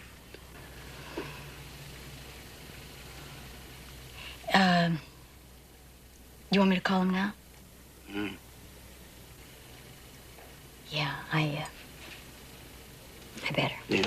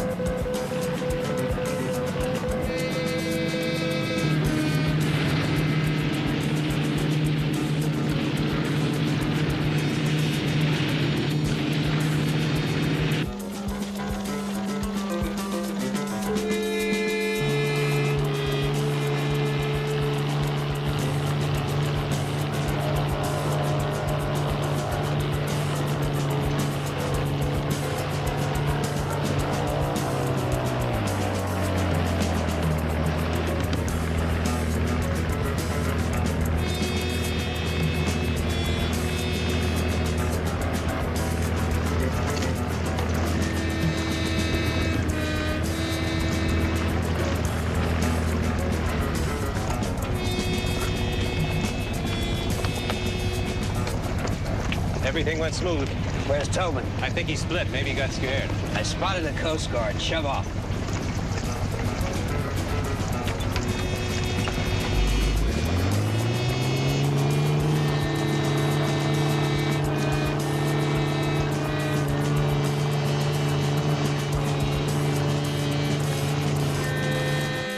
Wow. The way he took off, something must have gone down. Any idea what they're up to? No. No, an undercover policewoman overheard part of the conversation about this rendezvous and the location. I don't know. That's your show. Call the shot. Follow the cruiser. Headquarters to Point View. Take the cruiser into custody for questioning. I'm sending helicopter support to pick up the Fisher.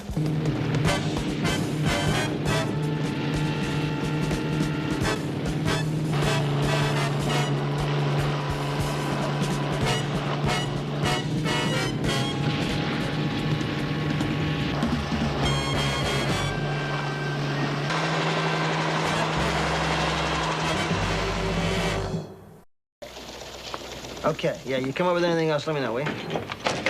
Get this a little bit, will you? I heard it on the way in. You got skunked, huh? Yeah, that was the Coast Guard. The cruiser outran their cutter. They found the cruiser scuttled at the south end of San Carlos Island under 10 feet of water. What about the owner? Well, it doesn't mean anything. It was stolen from Marcos Island. And Scow's boat, was it clean? We'll never know. After the chopper spotted it, we couldn't go aboard. I still didn't have a paper. I tell you one thing, that Scow's a cool guy. When I questioned him about the speedboat pulling up alongside, he said the guy had tried to buy some lobsters from him. He even had lobster traps set in the water. All right, let's go over it again. I want to hear it. I want to hear every word you overheard in that bar yesterday about the rendezvous.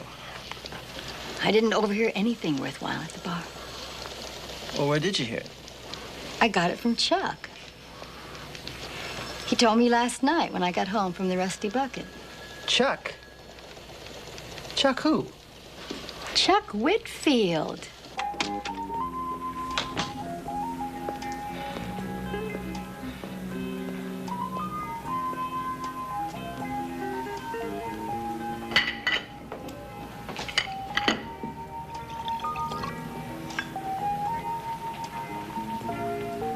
Karen, I'm sorry about Scott. I know. Was he murdered? Well, the autopsy report said he was struck on the head. He didn't drown. This came a few days after Scott left. He, just wanted to let me know why he was going. There's more. I've been in a fog since it came. Like it says, he doesn't want me to show it to anyone. When I talked to him later, he said, I just wanted you to know what was happening. What am I going to do with it, Chuck? Well, I'd like to hold on this for a while if I can. Hey. Glad to see you guys. He's into me for my next paycheck already. Really? You know, a guy bought a little house with his exact moves. So how's Scout and his group doing? Mr. O'Malley, we got a proposition for you. How would you like to put to sea again? In what? We've arranged for you to use this boat that was seized by customs in San Diego. Now, we've changed the documentation and everything. We just want you to spread the word around Land's End that you're looking for a crew and some work. Oh, chumming, huh? I mean, I'm going to be the bait. You're going to be the bait. Your doctor says you're okay, and we'll cover you around the clock. Let's get one thing straight up front. We're asking you. If you don't like it, say so.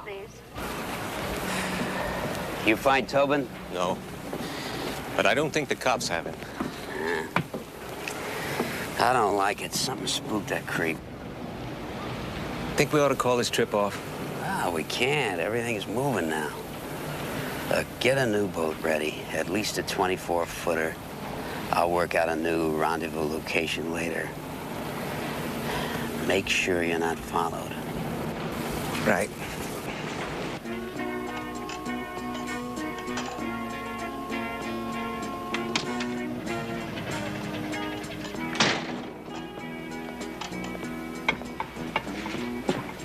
stay there with Phil. I want to talk to you. Honey, how about a cup of coffee? Now, I want to know. I want to know. You know, Crowley, you'll never change. I want to know where you got your information on Scow. That rendezvous this morning. You know, when I was a cop down in Texas, I wouldn't even ask them stupid questions. Yeah, well, you're not a cop in Texas, not pal, so. No, I ain't. You ain't my pal either, Crowley, so don't call me pal. Walk around half cocked all the time. That's why she won't marry you. I love the way you just make your little pit stop every couple of years.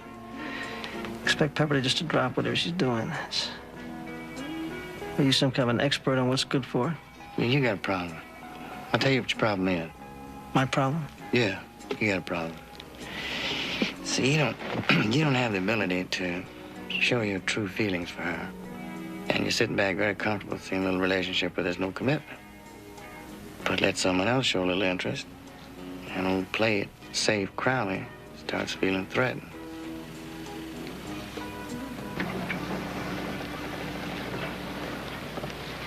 Hi. I hear you're looking for work. Is your boat for hire? Well, depends on what for. I want to haul a load of shrimp up from Guaymas. Are you interested? Huh? What do you use for a crew? I got a mate. Okay. Get her fueled up and ready to go. We'll shove off at 1600 tomorrow. You didn't say anything about money.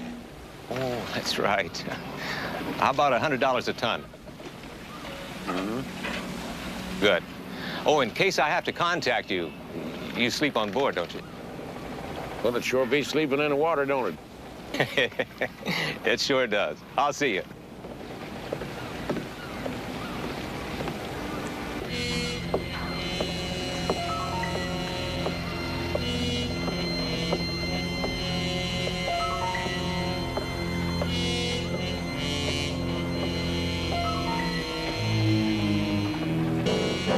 You say he sleeps on the boat? Mm-hmm. Well, if you pour on the coal, you ought to be back a couple hours after dawn. We'll meet right here. Right. You're not going to get me on this thing. I get seasick just looking at them. It's tied up. Not gonna move. Yeah. I thought you said it didn't move. What about Delgado? Well, he wants this boat ready at 1600 hours tomorrow. He wants me to haul some shrimp from Guaymas. The only thing is that this is not a shrimp-carrying boat, so I would think that they are up to something. Sounds good. How are you doing? What you really mean is, have I had a drink yet, huh? I feel that I added a little extra pressure on you. No pressure. Maybe this is just what it took. Been a long, long time. Wish I could kick it. How long have you been on the sauce? Too long. Ever since my wife died. Lovely lady. She was really my strength. We didn't have any kids. I lost everything and finally took the boat away from me.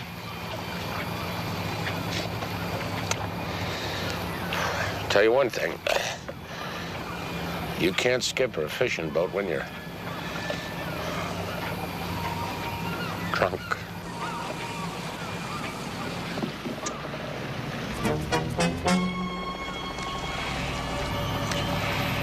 We got company.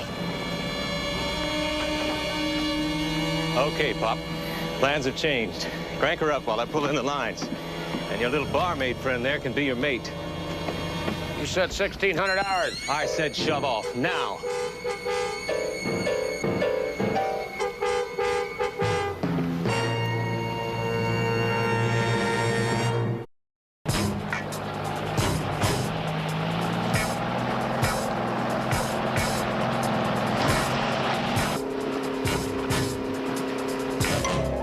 Slow her down. Put it on automatic pilot.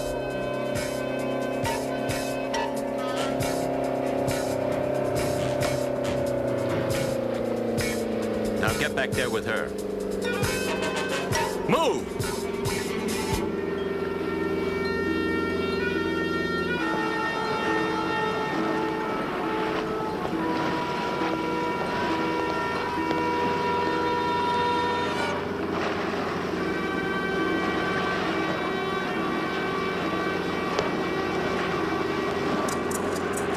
You all right? Yeah, I'm okay.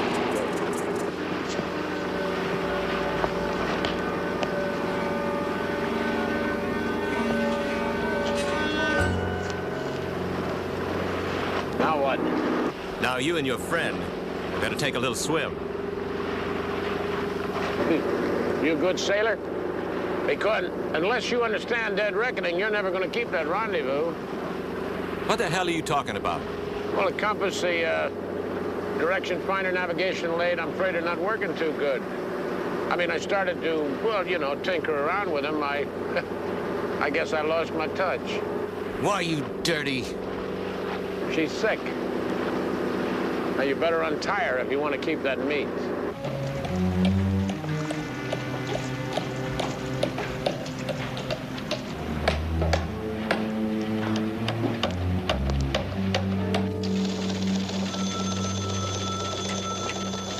Sergeant, impossible on the radar turned out to be a fisher out of Guaymas. That's great. Tell me something. How much longer is it going to take you guys to cover that area? If we pinpoint it correctly, an hour and a half more. That's great. She's been out there 8 hours now.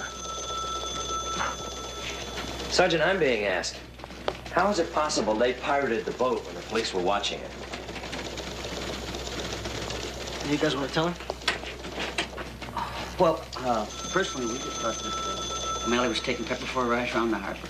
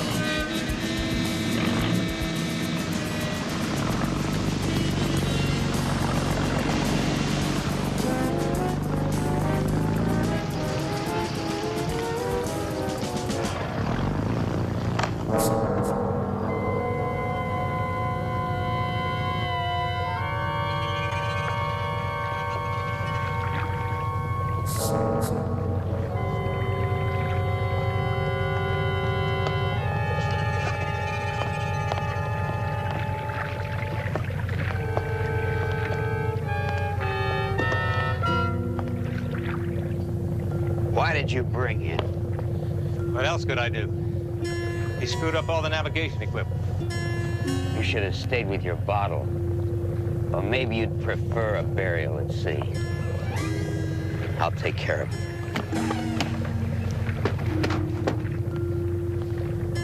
Best chance we're going to have is in the water. I'm not that good a swimmer. You just do what I tell you and hang tight, honey. Drop. Blow your guts out.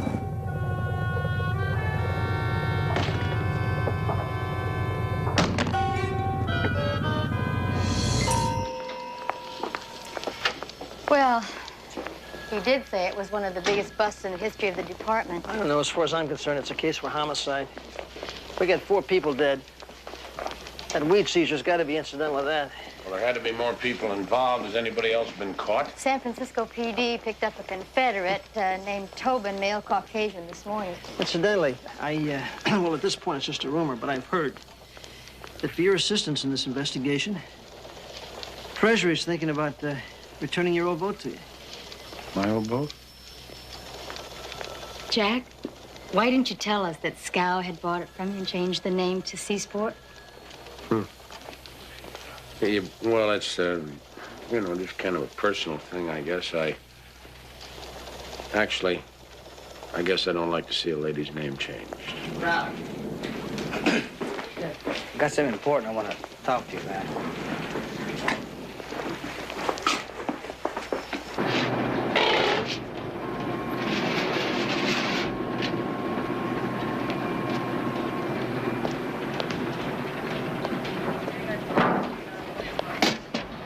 Okay, go ahead, open it.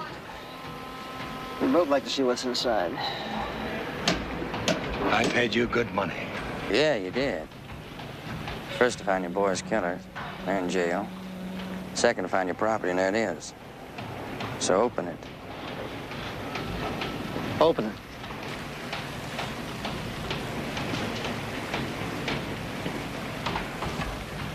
All right, I'll open it.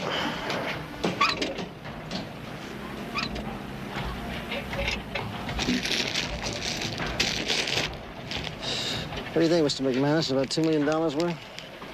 Was it worth your boy's life? I'm going to read you your constitutional rights. I don't know what happened to my old man, Karen. When I found out he'd gone into the drug business, too, something inside of me burst. I remembered a few buddies in Nam, how the lousy heroin ruined them. And so I took a chest he had, and I hid it. Then he ended up with more crooks and got killed. World sure is ironic sometimes. Pretty sickening. Yeah. But we've got you in it. So that kind of balances it out. You and your sweet talk, you know? I know you don't mean it, and I fall for it every time. Just keep talking. What's with you and Crowley? We're both interested in the same thing. You, my doll. Well, that's why you called me once. I'm interrupting something? No, nothing you haven't interrupted before. Good. You ready? Where are we going? O'Malley is so tickled to have his boat back, he wants you and me to be the first visitors. Oh, that's great. Sure. You're coming with us. Well, he said you and him. That's probably a little crowded, but no, I guess we can squeeze you in. Oh, what is it, a christening or something? Yeah, he's naming it the one for the road.